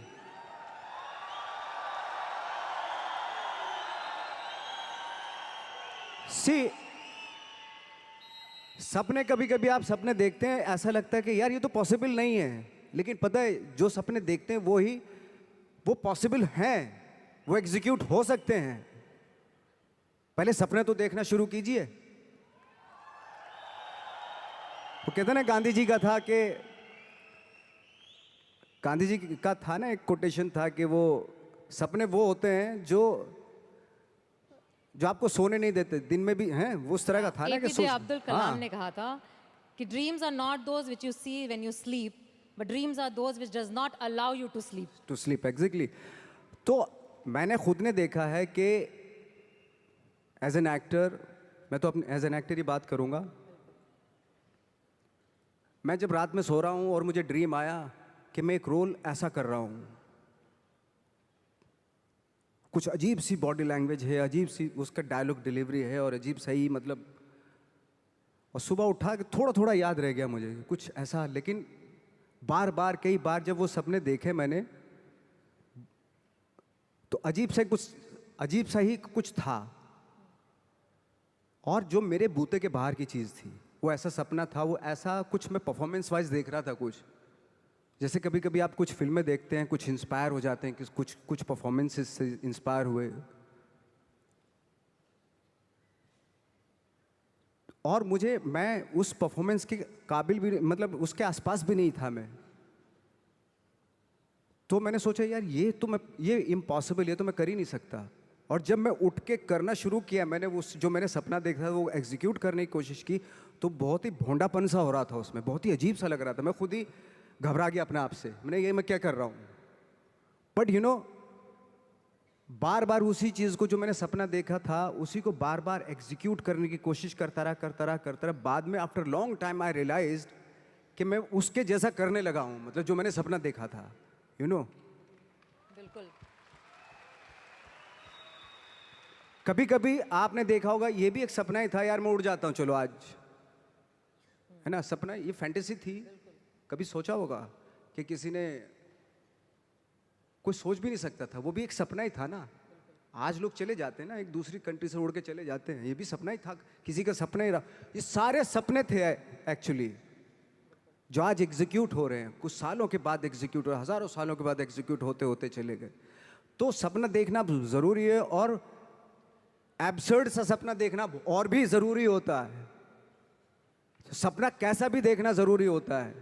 क्यों? क्योंकि उसमें पॉसिबिलिटी होती है। जितना एब्सर्ड सा, अजीब सा सपना देखेंगे, आई थिंक उस पे जब आप फोकस करेंगे ना,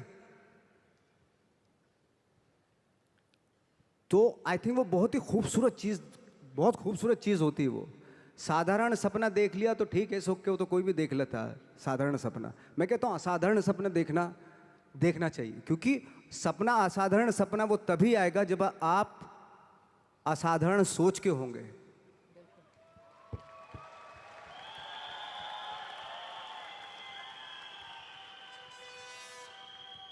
आपकी एक बहुत बहुत बहुत बहुत, मतलब कितने बहुत लगाऊं शायद कम होगा मेरे हिसाब से, एक सीरीज है, मैंने बोला ना, एक्चुअली नाम भी बोलने की जरूरत नहीं है, सेक्रेड गेम्स। नेटफ्लिक्स पे इस समय सबसे ज़्यादा वॉच सीरीज में से है। अब मुझे पता है कि I was travelling at that time, और मुझे जब सीज़न 2 रिलीज़ हुआ ना, तो इतना वेट करी थी कि कंट्रोल नहीं हुआ। मैंने सारे डाउनलोड करके फ्लाइट में पूरी फ्लाइट में बैठ के कंटिन्यूस देखा, और पूरी सीरीज़ में मैंने सिर्फ एक चीज़, ये मेरा ऑब्जर्वेशन है, मेरा थॉट प्रोसेस है, देखा कि आपने बहुत शिद्दत से काम किया, चाहे उस कैरेक्टर में इतने ट्विस्ट थे, इतने ट्विस्ट, आपने हर चीज़ को जब किया।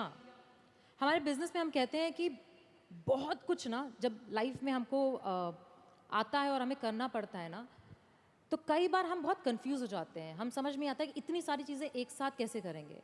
एक कैरेक्टर को जब आप करते हैं एज एन एक्टर और आपको इतने मॉड्यूलेशन करने पड़ते हैं, जैसे हमें बिजनेस में एसोसिएशन करनी पड़ती है, प्रॉस्पेक्टिंग करनी पड़ती है, क्लोजिंग करनी पड़ती है, लाइन अप करना पड़ता है, बहुत कुछ करना पड़ता है, तो आपको कभी थकावट नहीं फील होती? आपको नहीं लगता कि यार मतलब मैं नवाज कहाँ चला गया, मैं एक्टर हो गया? थकावट उस काम से होती है जिसका शौक आपको नहीं होता। मुझे 365 दिन मैं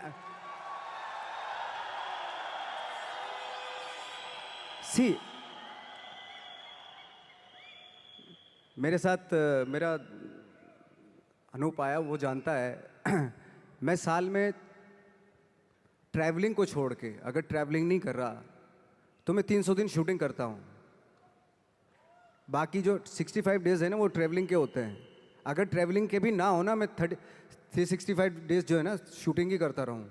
मुझे इतना शौक है एक्चुअली।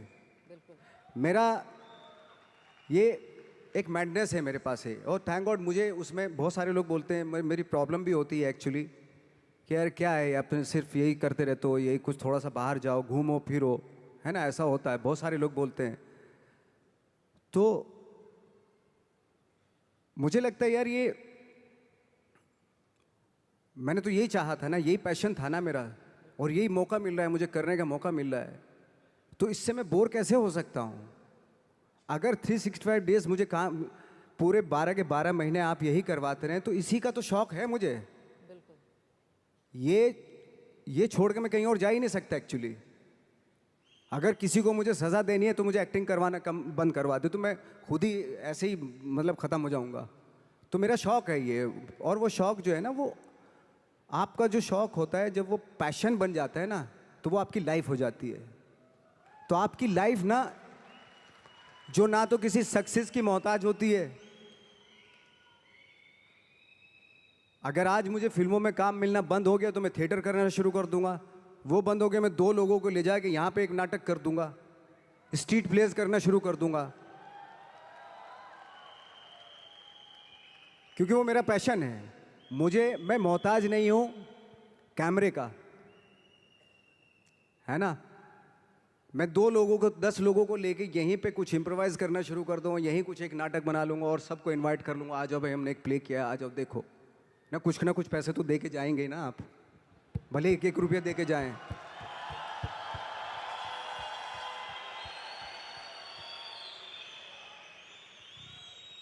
तो हम लोग जो है बहुत सारी चीज़ों के मोहताज नहीं है। अगर छोड़ भी देंगे ना तब भी हम अपना, कहते हैं ना कि वो एक होता है कि एक किसी को आप रेगिस्तान में भी छोड़ दो, वो बिजनेस, एक कौम होती है जो बिजनेस करती है, बिजनेसमैन, ओके, अगर उनको रेगिस्तान में भी छोड़ दो कि वहां पे भी बिजनेस कर लेंगे वो। बिल्कुल, मुझे लगता क्योंकि उनकी रग रग में होता है वो, उनके ब्लड में होता है वो। जो भी आप काम करें वो काम आपके वाकई ब्लड में होना बहुत जरूरी है, उसके लिए मैडनेस होना बहुत जरूरी है। आई थिंक यहाँ बैठे 10,000 लोगों के दिल में भी कुछ मैडनेस है।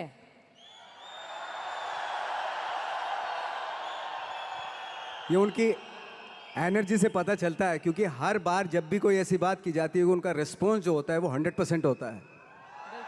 इसी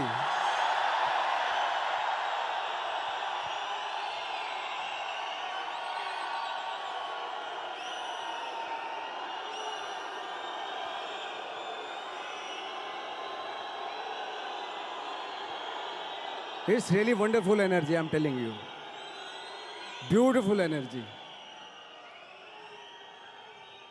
ये एनर्जी बचा के रखनी है काम के लिए, हमेशा के लिए बचा के रखनी है एनर्जी। जब मैं तो इतने हम लोगों का था कि इतने बेशरम हो गए थे हम लोग, जब बोलते थे ना हमसे कि यार मुश्किल है, हम तो मैंने कि बेशरम बनना पड़ता है, बहुत ज़रूरी है। कहाँ जाएगी सक्सेस? सक्सेस के लिए ना बेशरम बनना पड़ता है। ऐसा बन जाओ कि सक्सेस भी शर्मा जाए।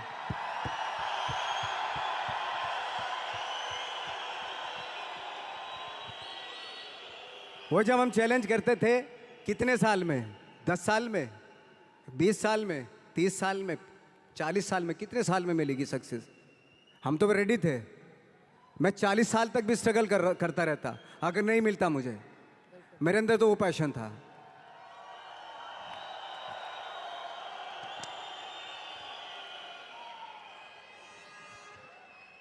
अगर मैं दिल से बोलूं तो नवाज, यहाँ पे बैठे जितने भी लोग हैं, और जैसे मैंने आपको बताया, हर इंसान के पीछे एक कहानी है कि वो कैसे यहाँ पे आकर के बैठा है।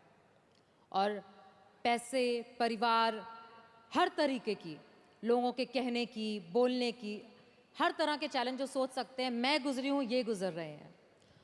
और आज जब आप यहाँ पे हो तो आप इनसे वो एक क्या बात बोलना चाहोगे जिसको वो यहाँ से जब जाएं तो बोले नवाजुद्दीन सिद्दीकी ने कहा था और उन्होंने कहा था, इसलिए मैं करके दिखाऊंगा। मेरा एक एक्सपीरियंस हुआ था, एक छोटा सा एक्सपीरियंस। छोटी छोटी इंसिडेंट से ना कभी कभी आपको लाइफ का पता चल जाता है। तो मेरा एक छोटा सा एक्सपीरियंस हुआ था। एक बार हम लोग जब 2000 में मुंबई आए थे तो बहुत सारे मेरे दोस्त यार भी आए थे। कुछ शादीशुदा थे, हमारे जैसे लोग अकेले, ऐसे कुछ हम लोग ऐसे ही आ गए थे। ट्रेनिंग सब लेके आए थे। तो मेरा एक दोस्त था, उसकी बेटी थी कोई 4-5 साल की। तो ये वो किस्सा बता रहा था कि नवाज, पता है परसों मैं अपनी बेटी को लेके जा रहा था, उसने कहा पापा मुझे आइसक्रीम चाहिए, है ना। और मेरे पास पैसे नहीं थे। जो कहानी सुना रहे थे उन्होंने बोला, मेरे सीनियर ही थे वो थिएटर के, उन्होंने बोला मेरे पास पैसे ही नहीं थे। और मैंने सोचा यार, मैं अपनी बेटी को, मतलब वो स्ट्रगल कर रहे थे फिल्मों के लिए, टीवी सीरियल्स उनको मिलते थे लेकिन वो कर नहीं रहे थे कि नहीं फिल्मों में ही करूँगा, फिल्मों में डायरेक्ट फिल्में स्टार्ट करूँगा। तो ऐसा था उनका, इस वजह से उनको काम नहीं मिल रहा था।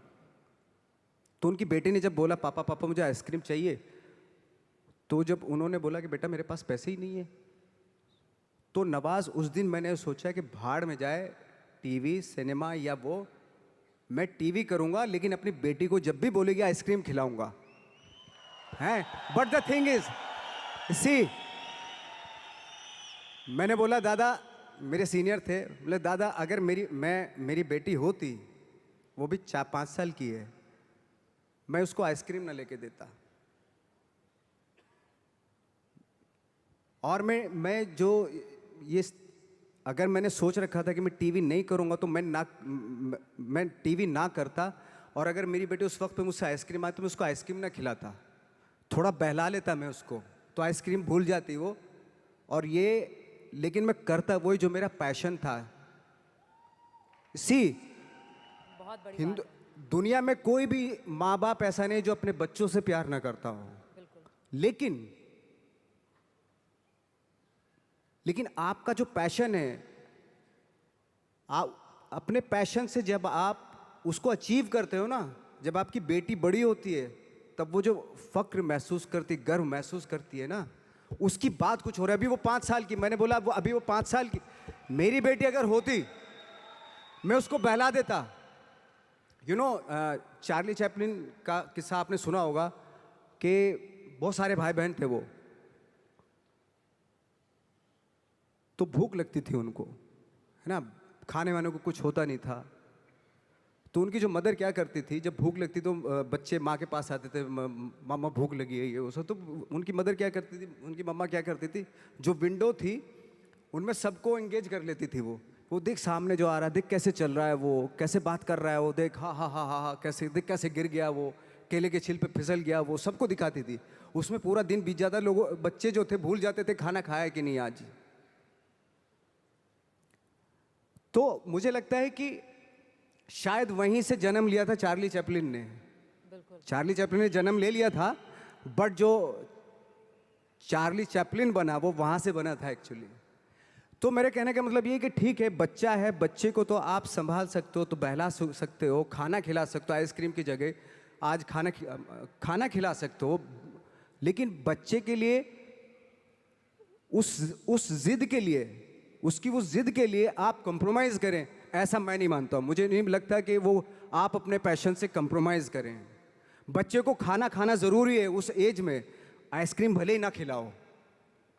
बहुत सारे बच्चे हैं दुनिया में जो खाना खाने के लिए तरसते हैं। उस बच्ची ने खाना खा लिया था, लेकिन वो शौक था उसका, आइसक्रीम खाऊं। खाना खा लिया ना, पेट भर गया ना, अभी थोड़ा उसको वो अगर उस वक्त पे स्ट्रगल फिल्मों के लिए करता तो शायद वो बहुत बड़ा आज अपना पैशन अचीव कर लेता, अपनी सक्सेस अचीव कर लेता जो वो चाहता था। लेकिन उसने वो बच्ची की जिद पे कि मुझे आइसक्रीम चाहिए, उस पर कंप्रोमाइज़ कर लिया उसने कि नहीं, मैं अब टीवी सीरियल भाड़ में जाए, कोई भी काम मैं करके आऊँगा, लेकिन मैं अपनी बच्ची को इसका आइसक्रीम खिलाऊंगा। बच्चे की जिद, बच्चों के छोटे छोटे शौक होते हैं, अगर उनको आप पूरा करने पे आ गए ना तो फिर वो तो चलते चलते बोले पापा ये मुझे खिलौना दिलवा दो, अभी ये दिलवाओ, अभी ये दिलवाओ। उसकी आदत पड़ गई अगर ऐसी तो वो फिर तो आप भूल जाओ, फिर वो पूरी दुनिया के खिलौने उसको चाहिए होते हैं। लेकिन एक टाइम पे आपको बोलना पड़ता है बच्चे को भी, अभी चुप हो जा, अभी बहुत हो गए खिलौने।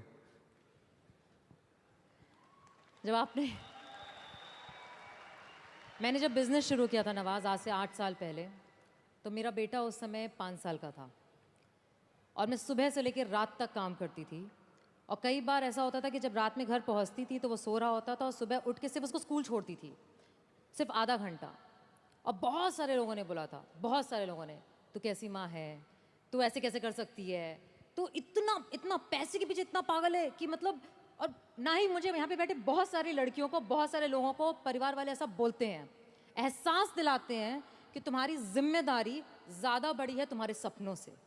बट आज 13 साल का मेरा बेटा है, आज उसको जो चाहिए ना उसको बोलना नहीं पड़ता, उसको ऑटोमेटिकली मिल जाता है, क्योंकि वो 8 साल में ना सिर्फ मैंने सपनों को फॉलो किया। और यहाँ पे बैठे जितने लोग हैं ना उस चीज़ को करने से इतना डरते हैं, जो आपने इतनी खूबसूरत बात बोली कि अगर हर चीज़ जो चाहोगे वो इसलिए दे दोगे क्योंकि तुम भागना चाहते हो। एग्जैक्टली, बिल्कुल, तुम छोड़ देना चाहते हो अपने पैशन को, बहाना है ये। एब्सोल्युटली। यही जैसे आप बता रही हैं कि मेरी एक फ्रेंड हैं, उनका जब बच्चा जिद करता था मामा मुझे बैट चाहिए, क्रिकेट का बैट चाहिए, तो वो माँ पता क्या बोलती थी कि जाके पूछ क्या कितने का है। तो जाता था, बाजार जाता था, वो पूछ कर कितने का बैट है, उसने बोला 300 रुपये का बैट है। बोले, और जब माँ से बोलता था कि मामा 300 रुपये का बैट है, तो दोबारा माँ उसको क्या टास्क देती मालूम है, उसको बोलती थी जा अब पूछ क्या कि डिस्काउंट कब मिलेगा इसके ऊपर। तो दोबारा जाता था वो उसी शॉप पे, अंकल ये डिस्काउंट कब आएगा इसके ऊपर। बेटा 3 महीने के बाद आएगा इसके ऊपर डिस्काउंट। तो माँ बोलती थी अब बेटा 3 महीने डिस्काउंट आ जाएगा ना तभी लेना। तो 3 महीने तक वो बैठता था। पेशेंस ये सारी चीज़ें सिखाना, वो आप लेने को तो दिलवा सकते हैं, तभी दिलवा सकते थे, लेकिन उसके जो 3 महीने बीते उसमें पेशेंस में, वो आगे उसकी लाइफ में काम आएंगे।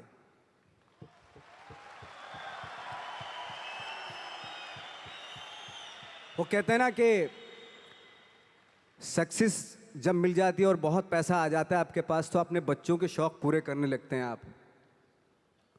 जब वो बड़े होते हैं ना बच्चे, उनको करने की क्या ज़रूरत है, हमारे तो शौक पूरे हो गए, हमारे बाप तो रख के गया, सब कुछ है, पूरा एम्पायर रख के गया हमारे लिए, हमें करने की क्या ज़रूरत है। तो उस तरह के हो जाते हैं वो बच्चे। जब तक उनको एहसास कराना बहुत ज़रूरी है कि इसलिए आपने देखा होगा बहुत सारे हमारे यहाँ स्टार हैं, तो उनके जो बच्चे हैं उनको बना बनाए सारी चीज़ें मिल जाती है। कभी कभार ऐसा भी होता है, एक आध एग्जाम्पल बता रहा हूँ मैं जनरली नहीं बता रहा हूँ। आजकल तो खैर माँ बाप जो है बहुत समझदार हो गए हैं, वो अपने बच्चों को, चाहे वो स्टार हो चाहे आप हो हम हो, कि अपने बच्चों को कैसे पालना है, तो वो बहुत समझ से पालते हैं आज की डेट में। जैसे बहुत बड़े स्टार थे हॉलीवुड के, तो उनका बेटा बहुत बिगड़ा हुआ था, शायद बहुत सारे लोग नाम भी जानते होंगे, बहुत बिगड़ेल बच्चा था। तो कई बार उसने कुछ गाड़ियाँ भी बड़ी रैश चलाता था ऐसे ऐसे, और एक बार जेल में चला गया वो। तो जब वापस आया तो बोले पापा आपने मुझे मतलब मेरी बेल नहीं करवाई। तो पापा ने बोला कि यार ऐसा है, और उसने जो सारी प्रॉपर्टी है अपनी ट्रस्ट के नाम कर दी, जो जो स्टार था उसने। तो उसने बोला कि ना तो आपने मेरी बेल करवाई और सारी प्रॉपर्टी जो है आपने ट्रस्ट के नाम कर दी, मैं आपका बच्चा नहीं हूँ क्या? तो उसने बोला कि अगर तेरे को मैंने नाम दिया है, अगर तू काबिल होगा ना इसी नाम से सब कुछ कर लेगा। अगर मैं सोच के तुझे पैसा दूंगा क्योंकि तू काबिल नहीं है, मैं जितना भी पैसा तुझे दूंगा ना वो भी बर्बाद कर देगा तू। अगर काबिल होगा तो आप खुद ही क्रिएट कर लेगा सारी चीजें।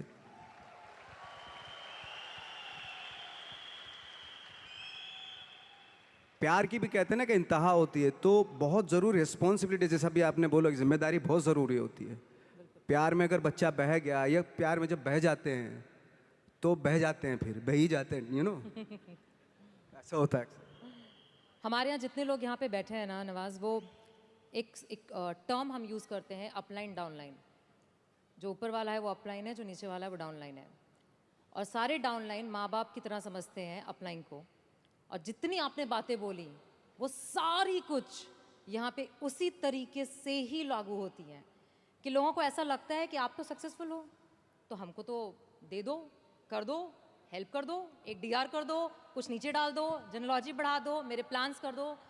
बट माँ बाप जो हम लोग हैं वो हर बार कहते हैं खुद करो, खुद सीखो, खुद समझो, खुद गिरो, खुद उठो। और जितने लोग यहाँ बैठे हैं वो बहुत बार गिर चुके हैं और हर बार उनको ये भी पता है कि गिरते हैं तो माँ बाप हमेशा होते हैं उठाने के लिए, बट गिरना ज़रूरी है। गिरना ज़रूरी, बिल्कुल बिल्कुल गिरना ज़रूरी है।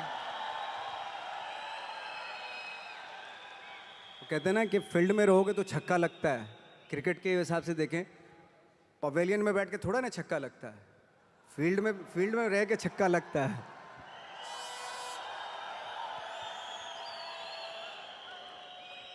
सो नवाज, एक आखिरी सवाल।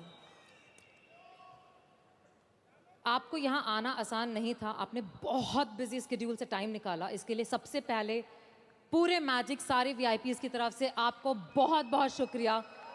Thank you so much. Thank you so much. Thanks.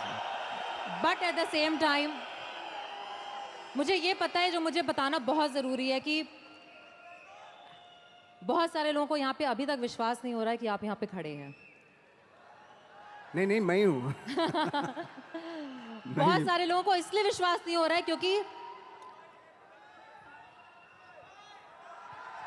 मेरी समझ से एक चक्कर स्टेज का फिर से बनता है, एक चक्कर स्टेज का फिर से बनता है। बिल्कुल बिल्कुल, ऑफ कोर्स, बिल्कुल ऐसे ना। Please, I think everybody deserve to see you.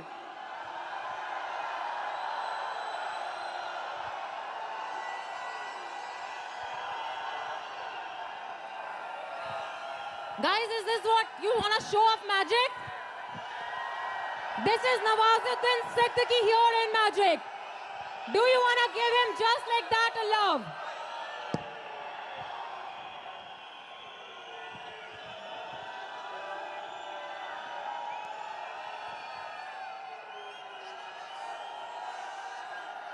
He is here for you. And I think he deserves better than this from you. Phone छोड़ो, कैमरा छोड़ो, दिल दिखाओ यार।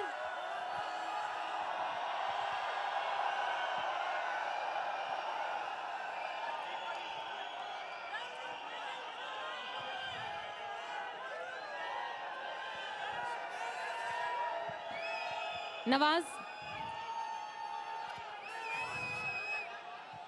आपने एक बहुत ही खूबसूरत मूवी में काम किया था, जो वन ऑफ माय, मतलब जिन्होंने बिजनेस में मुझे पाला पोसा बड़ा किया है, उनकी फेवरेट है द माउंटेन मैन।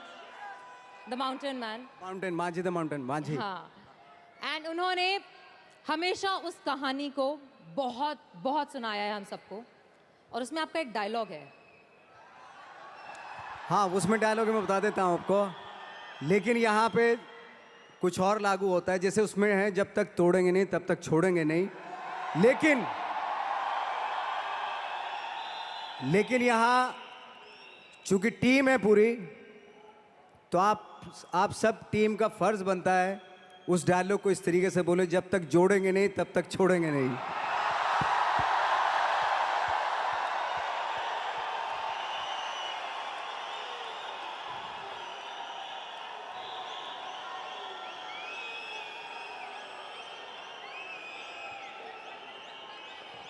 तोड़ने से पहाड़ टूटता है, फिल्म में ये था, लेकिन आपके जुड़ने से पहाड़ बनता है, ये सच है।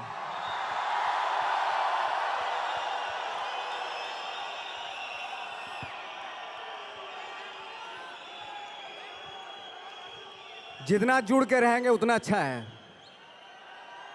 जुड़ने से ही चीजें क्रिएट होंगी।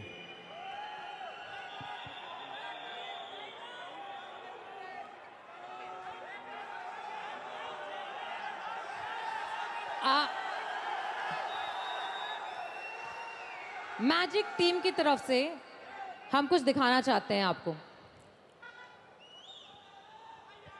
Can we have?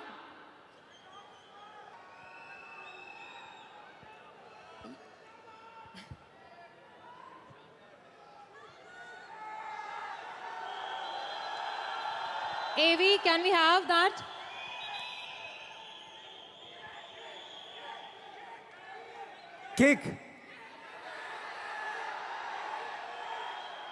किक का एक डायलॉग सुना देता हूं, जब तक ये ठीक हो तो मैं। किक का एक डायलॉग था कि पैदा तो मैं भी शरीफ हुआ था, पर शराफत से अपने कभी नहीं बनी। जरा हम भी तो देखें कि हमसे बड़ा शैतान कौन पैदा हो गया।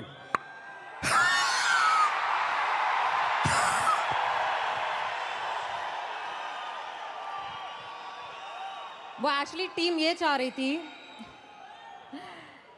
आपके बहुत सारी लाइनें ऐसी हैं जो हमारे बिजनेस में और हमको बहुत मोटिवेट करती हैं, और आपने बहुत खूबसूरती से एक बोला, और एक और है, भगवान भरोसे मत बैठिए। हाँ, एक बहुत अच्छा डायलॉग है वाकई।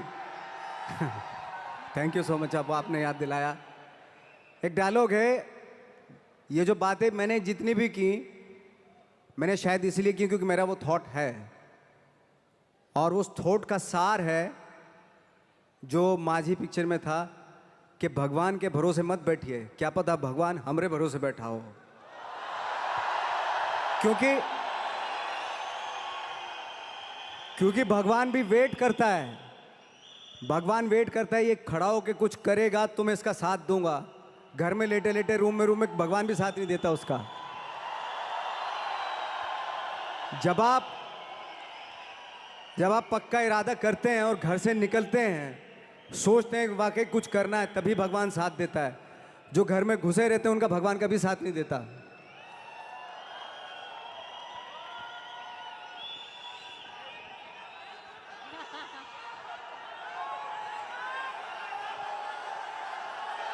बोलना उधर जाके।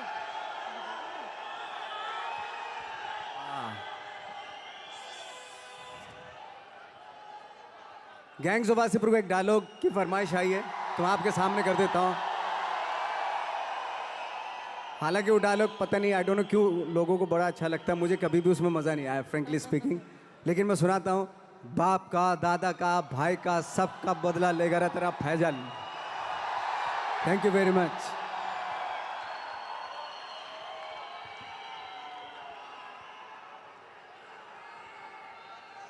आई थिंक लोग कुर्सी छोड़ के सब नीचे आ चुके हैं, बिकॉज सब आपको बहुत करीब से देखना चाहते हैं। और पूरी मैजिक टीम की तरफ से बहुत बहुत शुक्रिया। मैंने एक बार बोला है, 2 बार बोला, और शायद पूरी रात जब तक आप हमारे साथ हैं बोलती रहूँगी। एंड हमारी कंपनी और हमारे जितने भी लोग यहाँ पे हैं, उन सब की तरफ से एक बहुत छोटा सा बट बहुत दिल से आपको कुछ देना चाहते हैं। Thank you. मैं भी धन्यवाद देना चाहता हूँ मैजिक टीम को और जितने भी टीम के सदस्य हैं, क्योंकि थैंक यू सो मच कि मुझे ऐसी एनर्जी के बीच मुझे लाके खड़ा किया। ट्रस्ट मी, रियली आप लोगों ने रियली मुझे बहुत ही स्पेशल फील करा दिया। इसके लिए बहुत बहुत धन्यवाद। Thank you so much. This has been a pleasure. और हम कोशिश करेंगे कि मैजिक हर साल हो और हर साल आप हमारे साथ इस परिवार का हिस्सा बन के आ सकें। अगर हम गुजारिश करेंगे तो प्लीज़ आप कोशिश कीजिएगा। बिल्कुल, ऑफ कोर्स। मैं जब भी मुझे मैजिक टीम बुलाएगी मैं हाजिर हो जाऊंगा आपकी खिदमत में। Thank you very much. Thanks a lot. ऐसे ही ये एनर्जी बनी रहे, ऐसे शाइन करते रहें आप, और उसी एनर्जी के साथ आगे जो सपने देखे हैं वो पूरा होते रहें आपके। लेकिन वो तभी पॉसिबल होगा जब आप सब मिलके आप अपने सपनों को पूरा करेंगे। Thank you so much. And मैं बुलाना चाहूंगी on stage CEO of our company miss Malu, जो ऑल द वे हांगकांग से आई हैं आपको सुनने के लिए। हिंदी बहुत कम आती है बट उन्होंने अपने बगल में किसी को बिठाया था पूरे ट्रांसलेशन के लिए। Malu, I am just translating all the things later on to you. Thank you very much. Thanks. And she wanted to gift you a very special watch. And I think, Malu, you should talk about the watch. Yes. In behalf of the QNet family, Mr. Nawaz, we thank you very much for gracing this amazing event, and thank you for, your inspiring story and for motivating everyone. Thank you so much for Thank you being very an much. inspiration. So we would like to present to you this watch. It's a watch collection from Manchester Oh City. my God, this amazing. Yes. Wow. Thank you very much. Thanks. This is a very special collection from with Manchester's. This is a very special watch collection, specially designed with our sponsorship for Manchester City. We're very proud to present this to Thank you. you so much. Thanks a lot. Thank you very much. Thank you very much. AVP, Guys, क्या हुआ? बस इतना था।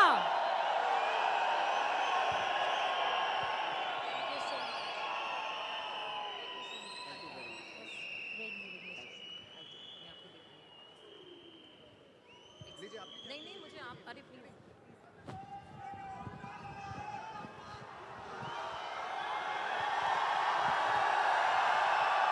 So guys, I know not for the last time, because I guarantee you this is not the last time he's coming up here on Magic Stage. This is just the beginning. And every year we will try to get him here, or at least, if not possible, because he is a busy man, because he follows his passion. He follows his dream. But जब होगा जैसे आपने वादा किया है, हम आपको बुलाएंगे और आपको आना होगा. Definitely मैं आऊँगा, मैं कैसे भी करके, कैसे भी टाइम निकाल के मैं ज़रूर आऊँगा. So thank you so much from the whole Magic team, and one for the last time, guys. Show your love, show your passion, and show that 10,000 dreamers जब एक साथ होते हैं तो क्या होता है? Show him the love, show him what is working from heart, and thank him. Thank you so much. Thank you very much, Shukla. Let's give our love to Nawazuddin Siddiqui for Magic 2019.